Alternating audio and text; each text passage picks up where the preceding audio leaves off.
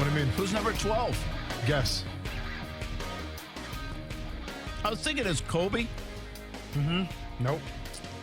But is that like Dream Team? That's Dream Team. Like, that's 92. This is Dream Team. I think 92 or would have been 90. It's actually 96. Oh, it's a second Dream Team. Yeah, 96. 96 Dream Team. 96. It's not going to be Jordan. Not Jordan. I think he's won championships on 2 different teams. 2 different teams, NBA championships, all Dream Team participant. Huh. Why am I having so much trouble with this? Kuz, you got anything? Melo? Nope. Oh, you said, never mind. Melo Yeah. hasn't won an NBA, right? No, I didn't think about that part. Yep. He's a 2-time NBA champion back in 2008 and 2013. 2008, 2013. Drafted by the Timberwolves. I was going to say Garnett. No. He played for the Celtics in 08 that won, right? I know, that's why I said Garnett. Pierce? Nope. Ray Allen. Correct. Oh, Allen. Yeah, man. Little Ray. And One so of he the won best in shooters. 13 with the Heat. Yes, correct. Ray Allen, of all the Dream Teamers. I'm sorry. Ray Allen? He may be one of the best shooters in the game. Thank you, Kuz. And am I not from Wisconsin? Dude, Ray Allen for the Bucks was like a god for a while. Gosh, I guess so. I mean, You guess so. Oh, no, it's not guess anything. He was. See, to me, like else was on that team? the Ray Allen shots, the Miami Heat to put away the Spurs, Absolutely. that Yeah, yeah. wild Yeah. shot. and well, the Ray Allen, by the way, the fascinating thing about Ray Allen now is, like he is disconnected entirely with that 08 Celtics team. Yeah. Like, that's the drama with Ray Allen. I don't know where it's at now, but I know they were trying to at least get that back together, and they wanted. I think maybe it was for the Hall of Fame, right? Because Well, it was something with Rondo. There's something with him and Rondo. Rondo and them all kind of had a falling out. I don't know. But it's I feel Allen like and Rondo everybody rubs else. everybody Yeah. wrong. Like Ray Allen's on an island on Yeah. that thing for Yeah, whatever yeah. reason. Amidst all those guys, and I haven't read everything on it, but the latest thing I think is they were trying to get it back together. They were trying to rectify that situation. I think because Garnett's going to the Hall of Fame, right? Mm-hmm. Is he in this year's class? Well, I think they want him to be there. Like, you want Ray Allen part of it, and so again, I don't know all the details. I haven't read all the stuff, but I mean that's been going on for a long time. Oh, yeah. Ray Allen, of all the guys, who else was on Milwaukee? the Bucks at that time? I mean, that's like Jack Sikma was prior to Ray Allen, right? Yeah, come on. You had Sam Cassell. You remember Sam Cassell? Yeah. Florida State, man. You had the big dog, Glenn Robinson. Oh, yeah, The Glenn big Robinson, dog. Michigan. Yep. Who else did Glenn you have? Robinson was a good NBA player, but when I was collecting his basketball card, he Yeah. was supposed to be like an He was- unbelievable NBA player. He was like the NBA Jam dude. Yeah. You know, like he's supposed to be. Yeah. I mean, he was okay. he was a fan favorite in Milwaukee for sure. Also, for a little bit, you had Michael Redd. Remember Michael Redd? Michael Redd, Ohio State. Yep. Michael Redd for a while was really good but underrated. shooter. Like, because Absolutely. nobody talked about Milwaukee. So, No, but he was 'cause an they're underrated horrible. guy. Yeah, I mean, literally, Milwaukee had that one run in the playoffs where I think they lost to the 76ers now, and Iverson literally beat him by himself. And that was kind of like the beginning of the end for the Milwaukee Bucks, because then Ray Allen gets traded for Gary Payton, and it was just a mess.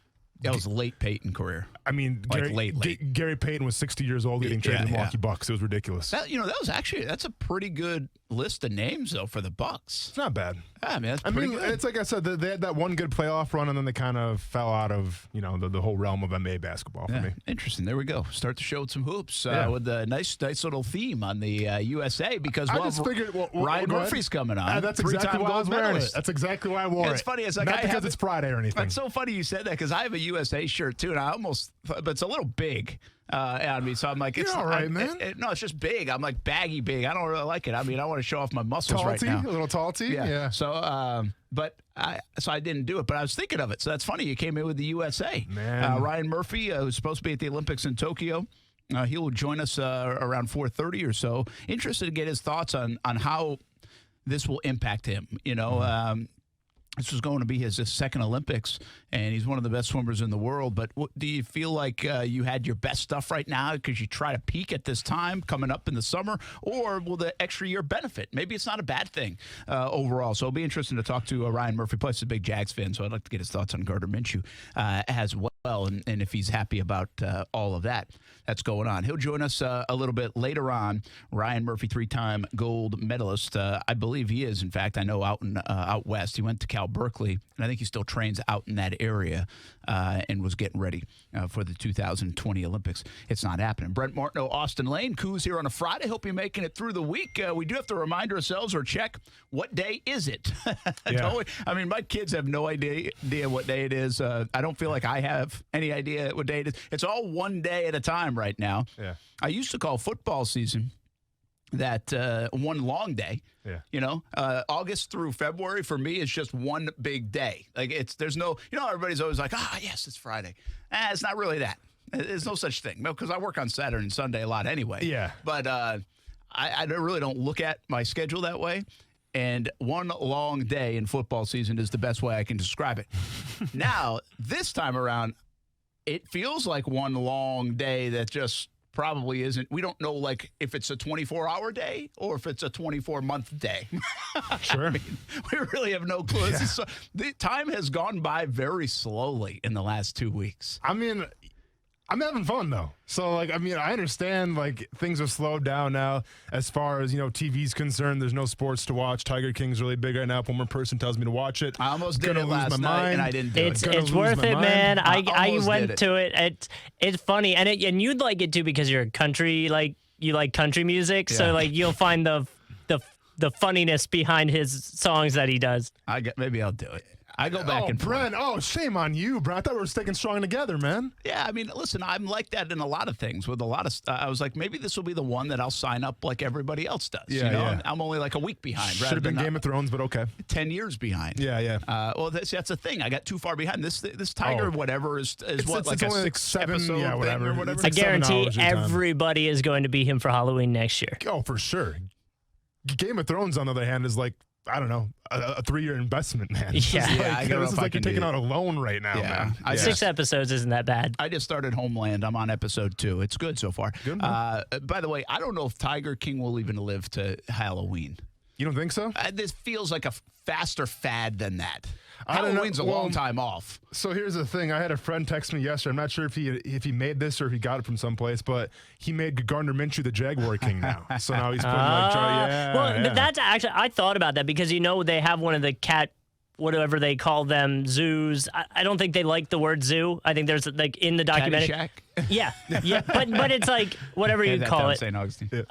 But they, like, I almost wanted to talk to them about it because there's a lot of things that they say in there that I was like, I would love to get their opinion on how it goes. Like one of the things one of the guys says that owns one in Myrtle Beach said he has to spend $10,000 per cat to feed them for the entire year.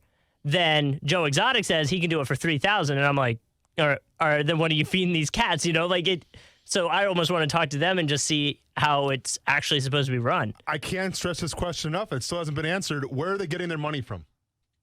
So they like you can pay to go in. They let you do photos with Tours the and cats, stuff. but that's a big. So there's a woman in it, and she's very against that, and that's where starts some things that feud. go down. Yeah, But I'm saying like the startup cost, because it can't be cheap Well, to purchase. there's some undertones of they get it help is. from people, and Yeah, there it is. I said it's like Drugs. There it is. It's like the Well. zoo mafia. well, the guy that was, I guess, the inspiration for Scarface down in Miami, I guess he claims that like he is involved. Well, there we So- go. Wait, the guy who claims to be Scarface is in this No, documentary? like the guy that they kind of got some concepts for Scarface from. Okay, I got you. See I that? got you. There we go. Hey, We're you know gonna what? have to watch it. Not even Awesome. cracking the top 20 on my depth chart of things to watch. It on is TV literally right now. number one on Netflix Not right now. even. That's fine. Not You- cracking. you not wanna watch cracking my another- top 20. Not to get fully off, I watched this thing called The Platform on Netflix. It was a movie. It was horrible. Yeah, I heard about that one. Is that where they're in jail and like they? And the food goes down. It's like Yeah. oh, dude. Yeah. The Not enough time today, Brent. You know. Austin, the audio didn't line up with their lips. Like it was. Oh, that's annoying. I would have shut that off after like 3 minutes. It was the only That's thing like I a could bad focus live on. shot on TV. It's like, yeah, sometimes our stream when you guys are live, it was like our that. show, actually. See, this is the thing. You guys keep telling me, but when I say I'm going to make a documentary about softball being a cult, I'm going to do it. If Tiger King can get a documentary, if the platform with sound being off can get a movie, dude, we can get a documentary about softball. That was number 5 trending on Netflix, too, so it's up there. Oh, people are we're definitely bored. trending number People 1. are bored. We can get that cult thing going quick. Let's do it. Absolutely. How about we get our show going? We'll Let's talk get it some going. sports. We can't. We're not mentioning Tiger King every day on the show. We can't do it. I can't do this. I'm going to be so mad if you watch it this weekend. It's like a bracket. I'm not doing the bracket. Brent, if you watch it this weekend, oh, so help me. I won't. I really thought about it last night, but I won't. I'll stick to Homeland for now and whatever movies are out there. All right. When we come back, a couple topics left over from yesterday we did not get to. See, everybody said, well, you're scratching and clawing. No. We got some more left over. What's going on in the NFL? We really didn't deep dive, and then there was a new message from Roger Goodell. Goodell really putting the clamps on this thing, man. I mean, he wants this. Why does he want the draft to happen so badly? And a little bit later, we'll talk. Kirk Herbstreit says college football and NFL might be canceled. Well, that's a little outlandish. I haven't gotten that far down the road in my mind, but maybe I'm just too sunshine and rainbows about this whole situation. I've gotten deep into the summer, but not that far. And what about where do these quarterbacks end up? Why is it all physicals? Is that what we're waiting on? Jameis Winston does he need to pass a physical? I know he got hurt last year, but what is the concern with these guys? And are there no landing spots? Is this gonna play out all the way, assuming we have a season, till Labor Day, when teams maybe lose quarterbacks to injury? Or when are these guys going to find a home? Well, you saw what Leonard Fournette posted as well. I with did. Cam Newton, and all of a Leonard. sudden the speculations start happening, Brent. Well, why would Leonard do that? Let's talk about it on the other side. Action Sports Shacks on ESPN 690. Leonard being Leonard. We'll talk about it. Speaking of cats, right? Tigers. Oh, yeah. Go Tigers. Go LSU. I mean, you got to think to Joe Burrow. He's got to trademark the Tiger King, right? That's a good call. He should. All I'm Tigers, saying, Bengals? Either that or Eddie O. Already, but I'm saying he's playing for the Bengals now, Brent. Yeah, that's true, man. That's true. Yeah. all I'm saying is the Jags should capitalize, get some clips, play it on the billboard. You know what I'm saying? Like when the games go and they could use it. I'm going to transfer so fast if that happens. Hey, by the way, BreakingT.com. There you go, okay? Yeah. BreakingT.com. You're all over that one? Yep. You got Tiger King Tiger and Joe King. Burrow. I mean, are you already on that? Am I on that? They've got to be already on that, I'm right? not, I'm not on that. I'm so lazy. I didn't even think about it like that, but man. already got to be on that. Come on, man. Yeah, I'm sure they're way ahead of us. Brent. They're come on. smarter than Come us. on. They've got to be. Come on. All right, we'll talk sports next on ESPN 690. Action Sports Jacks with Brent Martineau on ESPN 690 is brought to you by Best Bet Jacksonville and Orange Park. Now, the First Alert forecast on ESPN 690. Becoming partly to mostly sunny and hot today. Highs around 90 degrees. Join me beginning at 5 p.m. for CBS 47 and Fox 30 Action News Jacks from the First Alert Weather Center. I'm Chief Meteorologist Mike Burrish. You can afford a luxury Infiniti. Right now, the one and only Atlantic Infiniti is offering more than ever before for your trade-in. Get more luxury, get more for your trade, and get it now at the one and only Atlantic Infiniti. 642-0200. Buy online from the comfort of your home when you shop ArlingtonToyota.com. At Arlington, they get it. They know right now things are different. But instead of thinking of things we can't do, Arlington is focused on what we can do, like shopping online from home at ArlingtonToyota.com. Getting your ride delivered to your door. Even the parts department will deliver parts to your door. And service? Drop it off and they'll give you a free ride home. I knew I always liked Arlington Toyota. Plus, you can still get savings up to 50% less on the ride you've been wanting. And it's all at arlingtontoyota.com, like a 2020 Toyota Corolla. It's not $17,635. Now it's only $14,991. That's $14,991 for a pre-owned 2020 Toyota Corolla at Arlington. How about a 2019 Toyota RAV4? It's not $24,195. Now it's $19,471. Yeah, just $19,471 for a pre-owned 2019 Toyota RAV4 at Arlington. For shopping with all the comforts of home, visit arlingtontoyota.com. Visit arlingtontoyota.com/50% off for offer details. Hello, I'm attorney Robert Rubenstein, and this is Rubenstein's Rules for Personal Injury. Rule number 8, demand the best service. You're entitled to it. Rubenstein Law cares about you. Our team is dedicated to providing the best legal experience during this difficult period. Cases do take time to get you the result you deserve, but we work diligently on those cases. Keep in touch with you and return your phone calls as quickly as possible. Call Rubenstein Law at 1-800-FL-LEGAL. Offices in Jacksonville and throughout Florida.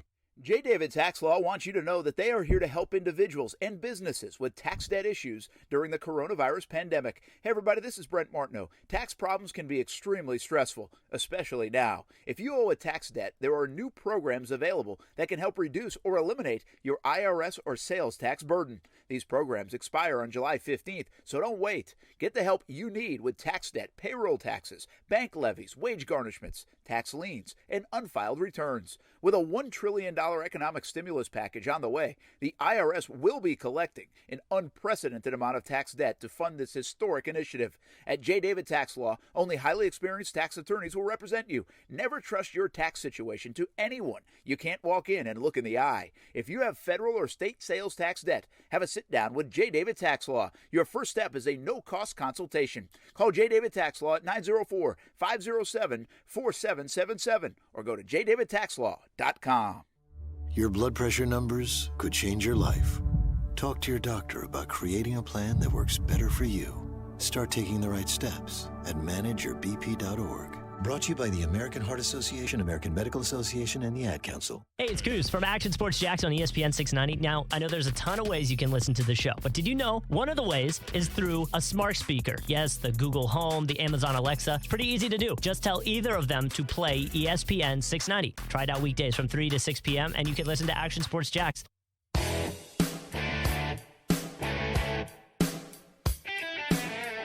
Hey everyone, Jawan Saylor here, University of Florida, and you're watching Action Sports Jacks. Go Gators.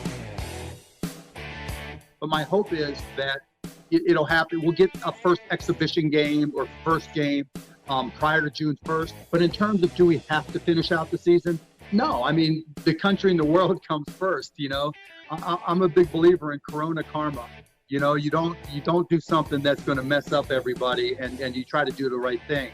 But the right thing also says that if we can do it safely and give people who are quarantined something to root for and something to cheer for, that's also a good thing too. But again, everything's qualified by what will doctors say and what will keep everybody safe. That's Mark Cuban, right?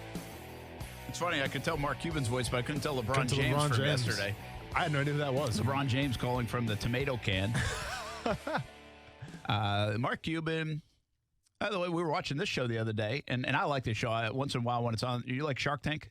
Oh, we love it. Yeah, it's good. Can't get enough of it, man. That's a good show. It's good stuff. Yeah, really wild. You know what's fascinating about that? Because, like, I didn't major in business. So I don't know. I'm sure they're, like, if you majored in business and you listen to those guys talk and how the negotiation goes back and forth, or maybe you're just smarter than me, which is probably the real truth, then it is what it is, right? Like, you're probably like, oh, yeah, it makes sense. It makes sense. Like, to me, it's fascinating listening to the negotiation part, especially when they get 2 or 3 of them involved. And I'm like, what does this even mean? Like, what are you talking about? Yeah. So it's pretty well done. I think it's kind of a fun thing. It also shows you how creative people are. Oh, it's insane. I'm going to be honest. Half those presentations are a little too cheesy for my liking. Yeah, but I mean, you know, it is like, see, if it's me, I'm just going to go up and like, hey, I'm selling this. Check this out. Let's make a deal. And I'm probably not going to get selected, but people are really creative. It's like you said, it's insane. Well, not only that, but I think the cool thing now is, like, a lot of the products are out there. And they're just trying to get them bigger out there. So, like, you go on, there was one the other day I was watching. It was like this nail safety thing, or safety nail, like, so you don't hit your thumb. Okay. And they said it's on Amazon. I was like, oh, yeah, look at that. It's on Amazon for like $9.99. You can buy it. I almost wanted to buy it just because of that. Just support the guy. Brent Martineau, Austin Lane, not selling anything yet. Just talking to sports. Yeah. Go ahead and get your new Sac City t-shirts, ESPN 690, coming out in a couple months now. And by the way, if BreakingT.com doesn't get to it, we're all over the Tiger King, Joe Burrow. Yeah, we're just going to completely turn our backs on the Jaguars and focus more on Bengals merchandise, man, in Cincinnati. Money talks. Money does talk, man. You're not lying about that, Brent. All right, let's talk about quarterbacks. Not Joe Burrow. That's an interesting topic, too. Not much of one probably come draft time.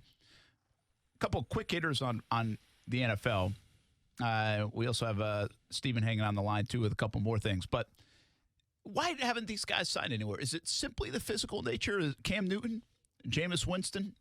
I mean, listen, L.A. is an old. I don't care what anybody says. Tyrod Taylor, that's fine. If you want to go with him, go with him. But you don't feel like you're. They have a pretty good roster in L.A., man. Tyrod Taylor's not the guy you go with if you feel like you're going to win it all. I just don't see that. He's not dynamic enough for me. We differ. There's some people that really like Tyrod Taylor. I don't mind him, but to be the guy that's going to help your franchise go over the hump, I have a hard time believing that. Tyrod Taylor's, to me, is great. If you have an unbelievable defense, which, by the way, the Chargers do have pretty good defense, and if you are okay with being like halfway, like a 500 team to a 9-win team to a 10-win team and getting in a wild card, I feel like the Chargers have a roster that they say, they just brought in 2 more offensive linemen. They beef up their offensive line. They have the defensive weapons. They've got offensive weapons. They've Austin got Eckler. Eckler, They don't have the Gordon Eckler thing anymore. But which could benefit them if Austin Eckler can stay healthy. Oh, absolutely. Because their offense was really humming when Melvin Gordon wasn't in there. They've made that decision. Yeah. And I mean, they're a dynamic quarterback away from being a legit contender, not only in the West and the AFC, but for a Super Bowl. I think. I mean, they need a little luck, too. They've been awfully snake-bitten, it feels like, in the last few years. I just don't see it, man. I mean, what am I missing? So, and there's no rush right now, I guess. It's not like 15 teams want Cam Newton or Jameis Winston. But I got to believe one of those guys is a better option than Tyrod Taylor if I want to win big. And I'm going to be honest, man. If I see a couple more posts with people saying Cam Newton's going to go to the Jaguars, I'm going to freak out, Brent. Okay? I'm going to literally freak out just because I don't see it happening. Like, here you're going to tell me that the Jaguars are going to invest in a broken down quarterback in Cam Newton, who is coming into a new system himself, instead of investing in Andy Dalton, who has worked in Gruden's system before, who can actually mentor Minshew. You have to believe if Cam Newton comes to Jacksonville, he's trying to be the starter. Okay, there's no time to help Gardner Minshew along. It's like, this is my team now, and you can get in line. Now, once again, said it before, I would love to have Cam Newton on the Jaguars so I can go to the wall that says it all over his style every single weekend. I think it could be some gold there in terms of viewership and things like that. And I also want to ask him about his font that we've been so adequate about that we're not fans of. But overall, if I'm Cam Newton, because, we look at it from the Chargers' perspective. We look at it from the Jaguars' perspective. But let's look at it from Cam Newton's perspective real quick, right? Where if you're Cam Newton, to me, you want to go to a team where you have a really great shot of starting. I think if he comes to Jacksonville, I still think Minshew's the man. So it wouldn't make much sense for me. That's wild to say. Yeah. It's wild to say that. It is wild to say. I don't know if I disagree with you, but it's wild to say that Cam Newton, former MVP of the league, Cam Newton, as dynamic as he can be, Cam Newton, Superman, Cam Newton built like very few athletes we've ever seen built like, is going to be the backup to 6th-round pick, shorter than the box checks, and his own style, by the way, polar opposites of style. You know what I'm saying? I mean, you have classic rock versus like metrosexual, whatever you want to call it. Whatever you want to call it. I mean, it's hard to say that out loud. And listen, I love Minshew, man, and I'm glad they're rolling with Minshew, and I don't disagree with you, but it's weird to say it. Yeah. You know what? Go ahead and give me Cam Newton and Jackson. Let's get a reality TV show started. Just in case the NFL season doesn't happen. Here we go. Oh, Hard Knocks all day.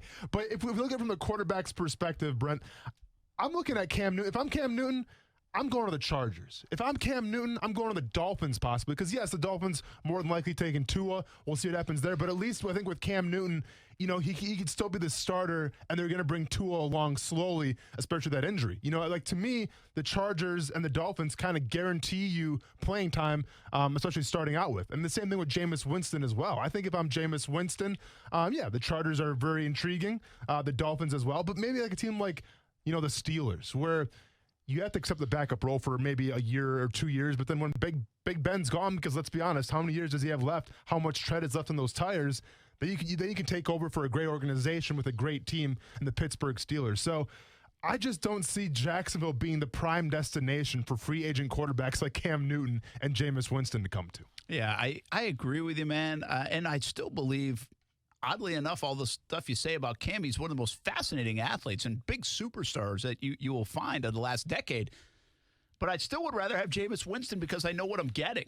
And I'm going to try to fix that, but I know at least he'll be able to play. I have real big concerns about the future of Cam Newton. Partly because I just don't think Carolina would give up on somebody like that if they didn't think the injuries were that much of a concern. He was that big of a star there. And again, this is not a guy here that's ever claimed that Cam Newton's a great quarterback. I know he had the dynamic year, but I actually people laugh at this, and I think if you look inside the numbers and if you watch the game, I don't think Cam Newton was that different than Blake Bortles. Oof. I really don't. I think here's the difference. Listen, man, he was not an accurate passer. He was not an accurate passer at all. And I think if you look at, here's what the difference was. He threw a pretty ball. He throws a pretty ball. He's also an MVP, though, Brent. I know, but if you look at his percentages, if you look at some of the numbers, go back and look them up. They're not dynamic outside of that year. Now, again, I've just said Bortles' game and his inaccuracies and his problems and not. Now the big difference is Bortles didn't throw a pretty ball at all, so it looks awful. But Cam does. Cam throws a ball that is spiraling everywhere, but it's never spiraling right into the midst of a receiver. Hardly ever. I think he had some of the same flaws. I really do. Now I'm not telling you that Bortles was a better quarterback than him, and obviously the resume is way better. But I've always thought Cam Newton was overrated in the NFL. I really do.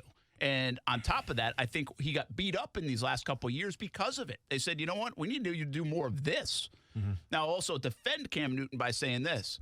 Cam Newton never had a ton around him on that outside. Like, who was the dynamic weapon? Now, Steve Smith early on. No, he had Steve Smith. Well, then he had Kelvin Benjamin, who had two good seasons. Then he kind of fell off the wagon. And then he had Devin Funchess, who was okay, but then he kind of fell off a little bit. So you're giving me okay guys. I mean, Smith obviously is a Hall of Fame guy. Obviously, Olsen at tight end was always kind of that constant. He was the kind of the guy that you depended on, the key cog in that offense. But I'm talking 16, 17, 18, and even, I guess, 19. When things started more to Christian fall McCaffrey. off, it was not much. Mm-hmm. And 16, 17 especially. So Cam was asked to do a lot.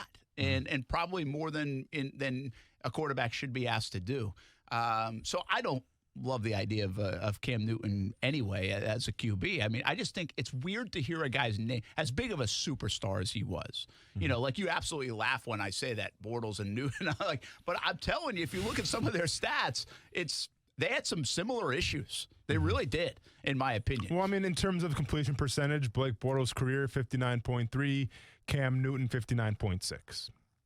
So you can take that how you want it. Yeah, I think his inaccuracies were a big problem, though. If you sat there and watched. Now, again, you could find some highlight throws from Cam that you would never you find from Bortles. Mm-hmm. And again, we're talking mega star in Cam Newton, and Bortles never was that. But I think if you watch tape, if you really dissect like 30 throws in a game, you'll see some throws and you'd be like, what in the world was that? Well, how many times here in Jacksonville you say, what in the world was that? Well, listen, I think Cam Newton had his best seasons when he was mobile. You know, like when he had injuries and he was forced to stay in the pocket and couldn't scramble out anymore, use his legs to his advantage, then that's where he had to be that true pocket pass quarterback, and that's not his style. So I think that's where the accuracies stem from. When Cam Newton can move around, make guys miss, and obviously make defenses plan for him, then that's where Cam Newton shines. But if he's hurt like he's been lately a lot, then that's where he's kind of, I think his skill set is pedestrian then in terms of his accuracy. Yeah, it's really wild. Cam Newton's a fascinating part of this. And again, Winston has,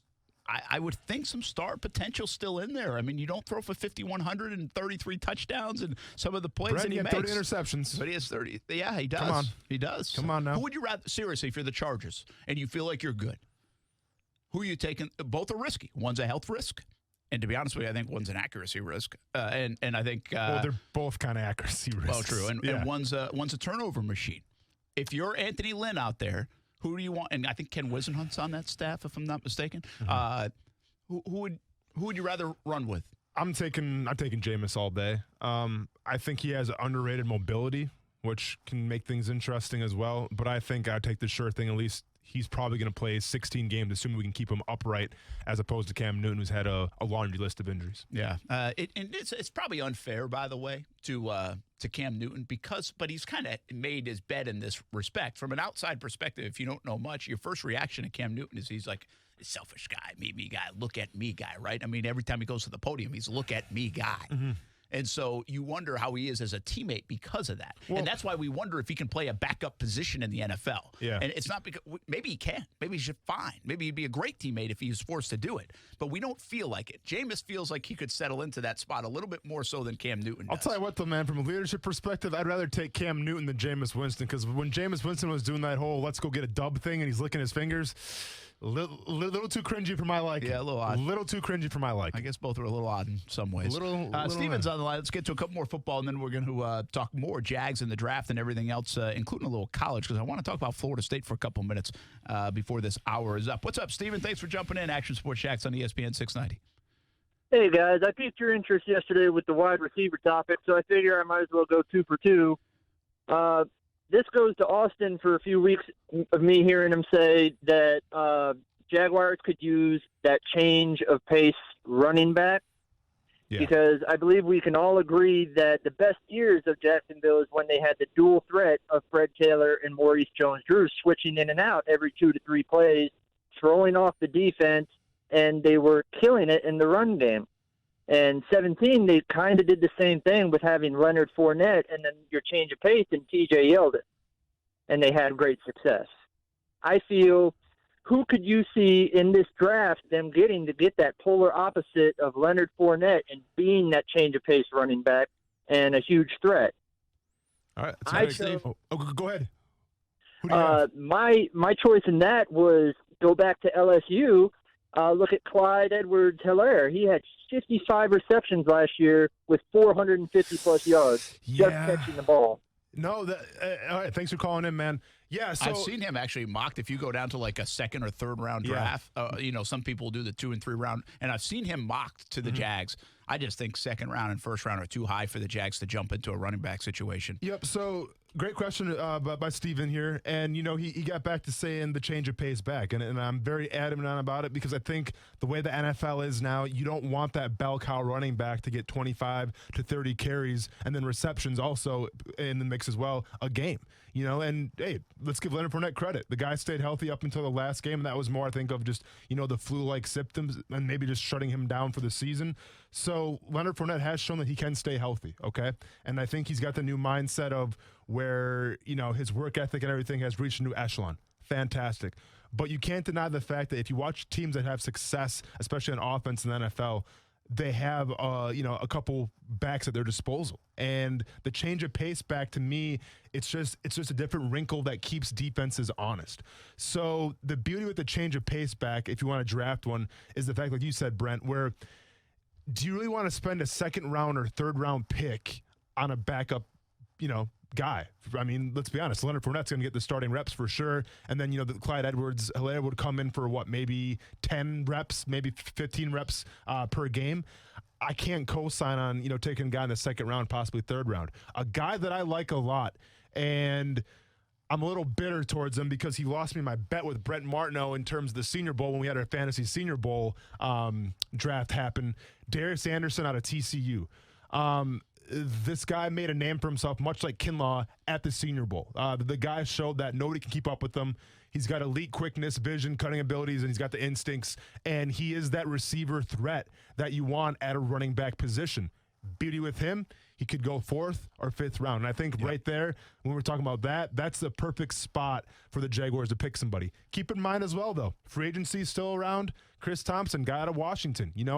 Jay Gruden knows a lot about him, obviously. He spent a couple years in his system. He was kind of a beast for a few years, and he's definitely a receiver threat as well. So I say either Darius Anderson in the draft or Chris Thompson in free agency. My curiosity on the Chris Thompson front is I wonder if is there something that's nicked up with him and he's got to pass a physical and they're waiting on that, or just for him to sign with anybody, but even the Jags, because there are still some guys like that, depending on how they finished the year, maybe what they had wrong with them.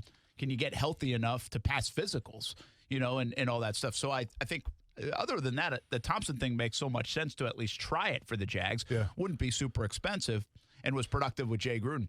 I think the only guy that I really would jump at in an early, probably not first round, but maybe jump back into the first round or trade up in the early second round if still available and he slips, but I don't think he's going to, is DeAndre Swift from Georgia. I mean, if you got that guy, he could be, because now you start thinking a little bit, you're not going to 50-year option Leonard Fournette under the new rules, I don't believe, because it's fully guaranteed. It's not just for injury anymore. Mm-hmm. So I believe they won't do that, even though they have until May to do it. Well, now you're maybe drafting his replacement. Mm-hmm. And so I think it goes more into not only a this year pick and change of pace back, but a next year and beyond pick for the Jacksonville Jaguars and the future of who's going to be in that backfield with them. All right, we got to take a break. When we come back, Mark Long from the Associated Press joins us, and we're going to talk some Jags. What is Leonard thinking with the Cam Newton stuff? But what does he think about that fifth-year option? How the Jags have done? Also, he covers the Florida Gators, but I really have a Florida State question for him because Dan Mullen went through this a couple years ago. Now Mike Norvell's going through it in Tallahassee, but in a totally different situation. And so I'm going to ask Mark Long a little bit about that when we come back. Action Sports Jacks on ESPN 690. You're always welcome in the conversation, 904-362-9901.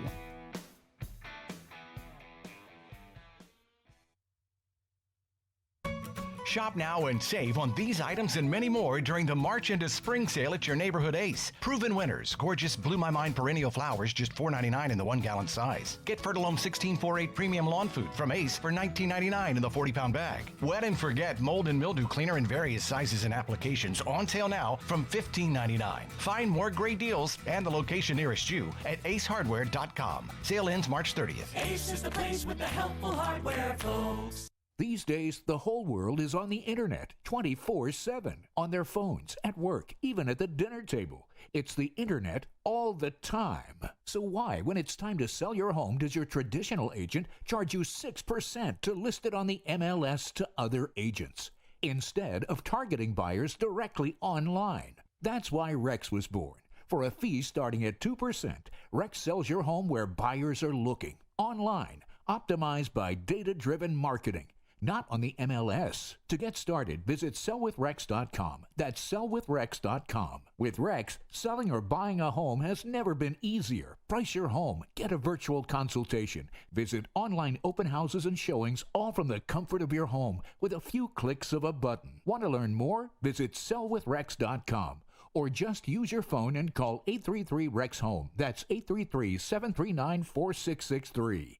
This is a CMG Open for Business report. During these changing times, it's challenging for businesses across North Florida. But big and small, businesses are adjusting to meet your needs in a safe and comfortable way. Here's today's list of businesses that are open to serve you. Angel Kids Pediatrics, Tidbits Restaurant and Catering, Turnkey Roofing, B&G Plumbing, Heating and AC, Bullseye Guns, Breakthrough Healthcare. If you're open for business, let us know by emailing us at openjax@cmg.com. Together, we'll all get through this. Let's say you have ED, male impotence, or maybe you suffer from PE and can't satisfy your partner. If you have either or both of these embarrassing conditions, Prime Men's Medical Center has the solution. Meet Dr. Rabinski, a specialist in men's health. If you're experiencing ED or PE, Prime Men's Medical Center has custom blended medications designed just for you. There's no pain and no surgery. If you have diabetes, high blood pressure, or prostate issues, not a problem. If Viagra, Cialis, or Levitra have let you down, Prime Men's Medical Center has patients lasting 30, 60, 90 minutes or longer. You'll see results on your first visit, guaranteed, or your visit is free. And best of all, it's affordable. For a private consultation with our highly skilled physicians, call 904-206-8105. We guarantee that you'll see results on your first visit, or there's no charge for your consult. Call Prime Men's Medical Center now at 904-206-8105. That's 904-206-8105. I'm not a big talker. I am a big doer. But sometimes the only way to solve the problem is to get on the horn and figure it out. So the only people I like talking to? Grainger. With knowledgeable product experts, ready with the answers to my toughest questions, calling Grainger is the one conversation I don't mind having. From machining and motor parts to valves and vacuum pumps. When it comes to solving my problems, Grainger's got my back. Call, click Grainger.com, or stop by to see for yourself. Grainger, for the ones who get it done. Seriously, my dealership just fixed the transmission. We all know how it can be to go to the wrong place for transmission repair. Made up of over 800 pieces, the transmission is the most complex part of your car. So bring it to the transmission experts at AMCO. And those experts are also your best choice for any repairs. See lots of 4- and 5-star reviews to prove it at AMCOJacksonville.com. AMCO, always the right fix. AA MCO. Buy online from the comfort of your home when you shop ArlingtonToyota.com. At Arlington, they get it. They know right now things are different. But instead of thinking of things we can't do, Arlington is focused on what we can do, like shopping online from home at ArlingtonToyota.com. getting your ride delivered to your door. Even the parts department will deliver parts to your door. And service? Drop it off and they'll give you a free ride home. I knew I always liked Arlington Toyota. Plus, you can still get savings up to 50% less on the ride you've been wanting. And it's all at arlingtontoyota.com. Like a 2020 Toyota Camry. It's not $26,995. Now it's only $22,791. Yeah, $22,791 for a pre-owned 2020 Toyota Camry at Arlington. How about a 2019 Toyota Sienna? Don't pay $28,225. At Arlington, it's just $22,691. Just $22,691 for a pre-owned 2019 Toyota Sienna at Arlington. For shopping with all the comforts of home, visit arlingtontoyota.com. Visit arlingtontoyota.com/50% off for offer details. Hi, I'm attorney Robert Rubenstein, and this is Rubenstein's Rules for Personal Injury. Rule number 2, beware of strangers. If you've been in an accident and a stranger contacts you to get your case, watch out. They're breaking the law. These crooks knock on your door, send you text messages, and even go into your hospital room uninvited. They work for shady clinics and lawyers who want the insurance proceeds for themselves. Don't hire them, report them. Call Rubenstein Law at 1-800-FL-LEGAL. Offices in Jacksonville and throughout Florida. Hey everybody, this is Brent Martineau. Social distancing doesn't mean disconnecting. If you're working from home or just steering clear of coworkers, keep tabs on the world of sports and Action Sports Jax on your smart speaker. Tell your Amazon Echo or Google Home to play ESPN 690.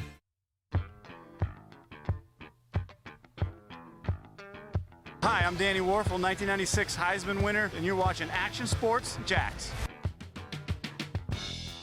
If there's one bastion of hope that we have as fans, is please take our mind away from what's happening currently in the world. And if the hard part for players is to play in an arena with no fans, then we have to do that. We need to do that because us as fans, we need our superstar players to lead the effort to take our minds away from this horrific place that we're in as a society right now. That's what we need, Greeny. So if the time comes up, I really hope that LeBron and everybody, as hard as it may be, they step up and they bring that energy, because this is what we need from them. This is what we need from LeBron James and all the great leaders in sports. That's Jay Williams on Get Up on ESPN. That was a pretty passionate plea. I think it was in context of, when they get back, if they start earlier, will they do it without fans, all that. Listen, I think it's an all or nothing thing. I don't think this is going to be a slow trickle of, oh, yeah, now you can get back in and all that. So I think it's either going to be safe to go back to normal lives or it's not. And I think the organizations, as much as they want to say, hey, maybe we can get Major League Baseball going by early June. Maybe we can get this going by middle of June or by early July. I don't know if they're going to have the luxury of doing that. Although the NFL right now is really just saying, I don't care what anybody's saying. A calendar will go on. Roger Goodell, man, the ultimate creature of habit, right?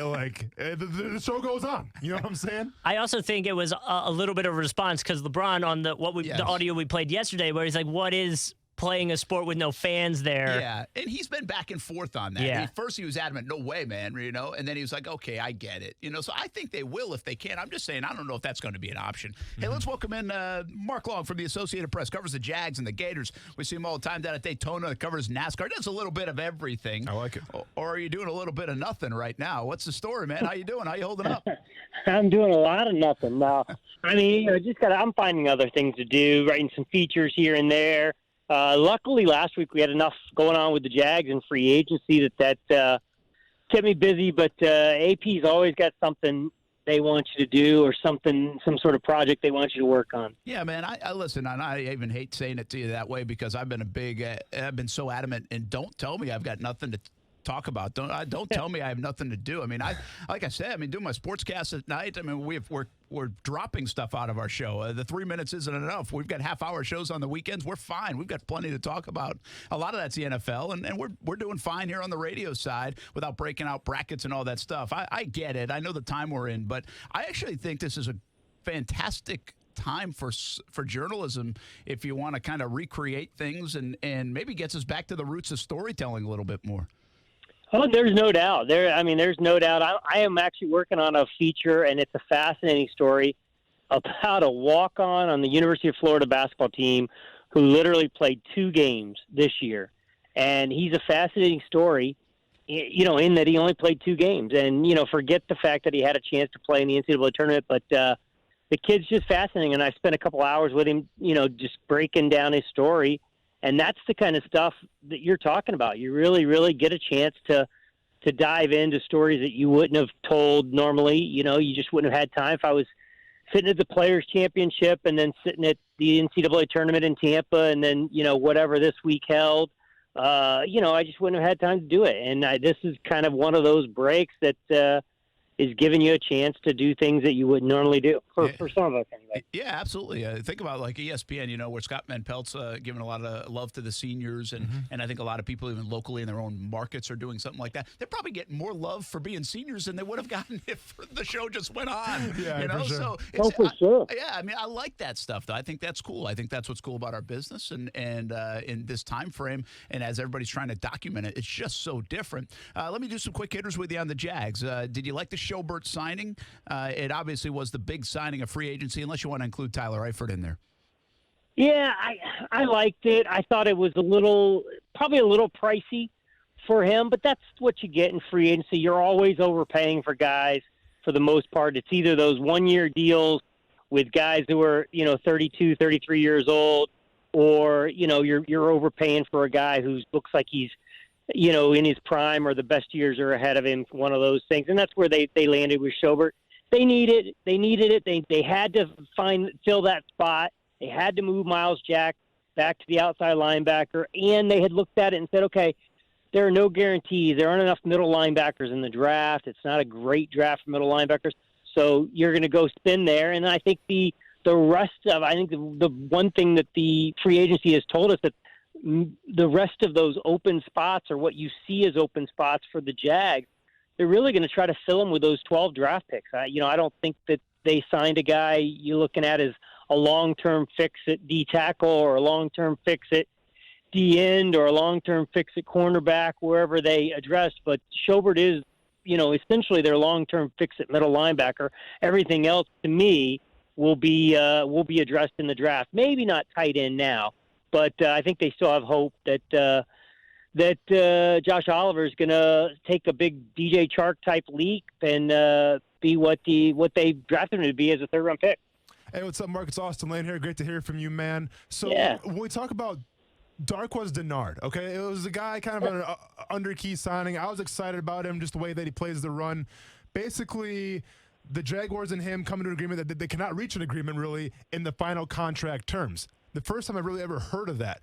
Well, then a few days later, Michael Brockers, now of the Baltimore Ravens, does the exact same thing. Do you know what happened with those contracts? Like, what does that mean? Yeah, I think the only one I go back to, and also have to check on that one. The only one that I could remember before Dennard was, I think, Frank Gore. Didn't he? I think he had an agreement in hand to go somewhere before he ended up with the Colts. Okay. And so but again, it has not happened very often. Very super rare. My guess is, and again, it's just a guess because the Jags have been mum. His agent doesn't want to delve into it. My guess is something turned up, similar to Brockers. Something turned up in the physical, and the Jags said, "Okay, well, we're going to work this into the contract," and they balked and said, "No way, we don't want it." So that's my guess, and that's kind of what happened with Brockers. It sounds like something showed up in his physical, and I think that both of them, we may be sitting here, a couple weeks or a couple months and going, this is the ultimate effect, and it may not be the last of coronavirus here, where these guys couldn't do physicals ahead of time or immediately after, and now all of a sudden you're getting physicals, basically 9 days later or a week later, and it's causing some issues in the contract. I don't know. That's my guess. It could just be, it could also be some sort of language in the contract that the Jags had that his agent didn't like, and they bought that, just could not figure it out. Or, who knows? It also could have been the fact that they signed another cornerback days after him, and he thought this was a slam dunk, and all of a sudden he's looking at it and says, wait, you're bringing in another veteran? And, I might have to compete out there? No, that's not going to be the case. So I think the reality of it, the bottom line is the Jags now have themselves in a hole at cornerback. I mean, they've had a hole already. Some people would say they had two holes, but they certainly had one hole. And now, even with Dennard pulling out, Now they got another huge hole to fill going into the draft, and I would think it puts cornerback squarely as a position of possibility at 9 and or 20. Mark Long for the Associated Press with us here at Action Sports Jacks on ESPN 690. I like the scenarios you played out. I mean, I think any of them could be relevant. I do think because of the times we're in, this is so unique, that the physicals and something hitting a snag make a lot of sense. Now, my hunch was he didn't like the signing of Melvin and said, oh, wait a minute, man, I don't want all that competition, plus a draft pick coming in, and you already like Trey Herndon. He might not have liked that. I mean, he really might not have. So, but he should have known that ahead of time. Maybe not the Melvin part, but you can't know. You can't go look at it. You'll find a mock draft out there that has Jeff Okunda going to the Jags, falling to the Jags at 9. They're out there. Yeah, absolutely. Welcome to free agency. What do you expect? Listen, that's just me kind of thinking of something else outside, like you were saying. But I do think the physicals. I talked to an agent today, an old friend, and he's been in the business for a while. And I said, is this common? Like, have you seen this? He said he had only had it happen one other time, and he's been doing business for 2 decades now, and it happened back in 2009. And it was something with the physical. So I think that's how unique this is. And you brought up the Gore situation, but it's really hard to find it. The fact that it happened 2 times in like a 3-day span it has to do with the times right now and the physicals that we're under. All right, couple other things with the Jags. How about Leonard, man? Leonard and the Cam Newton stuff. He wants Cam. How much? What does that say?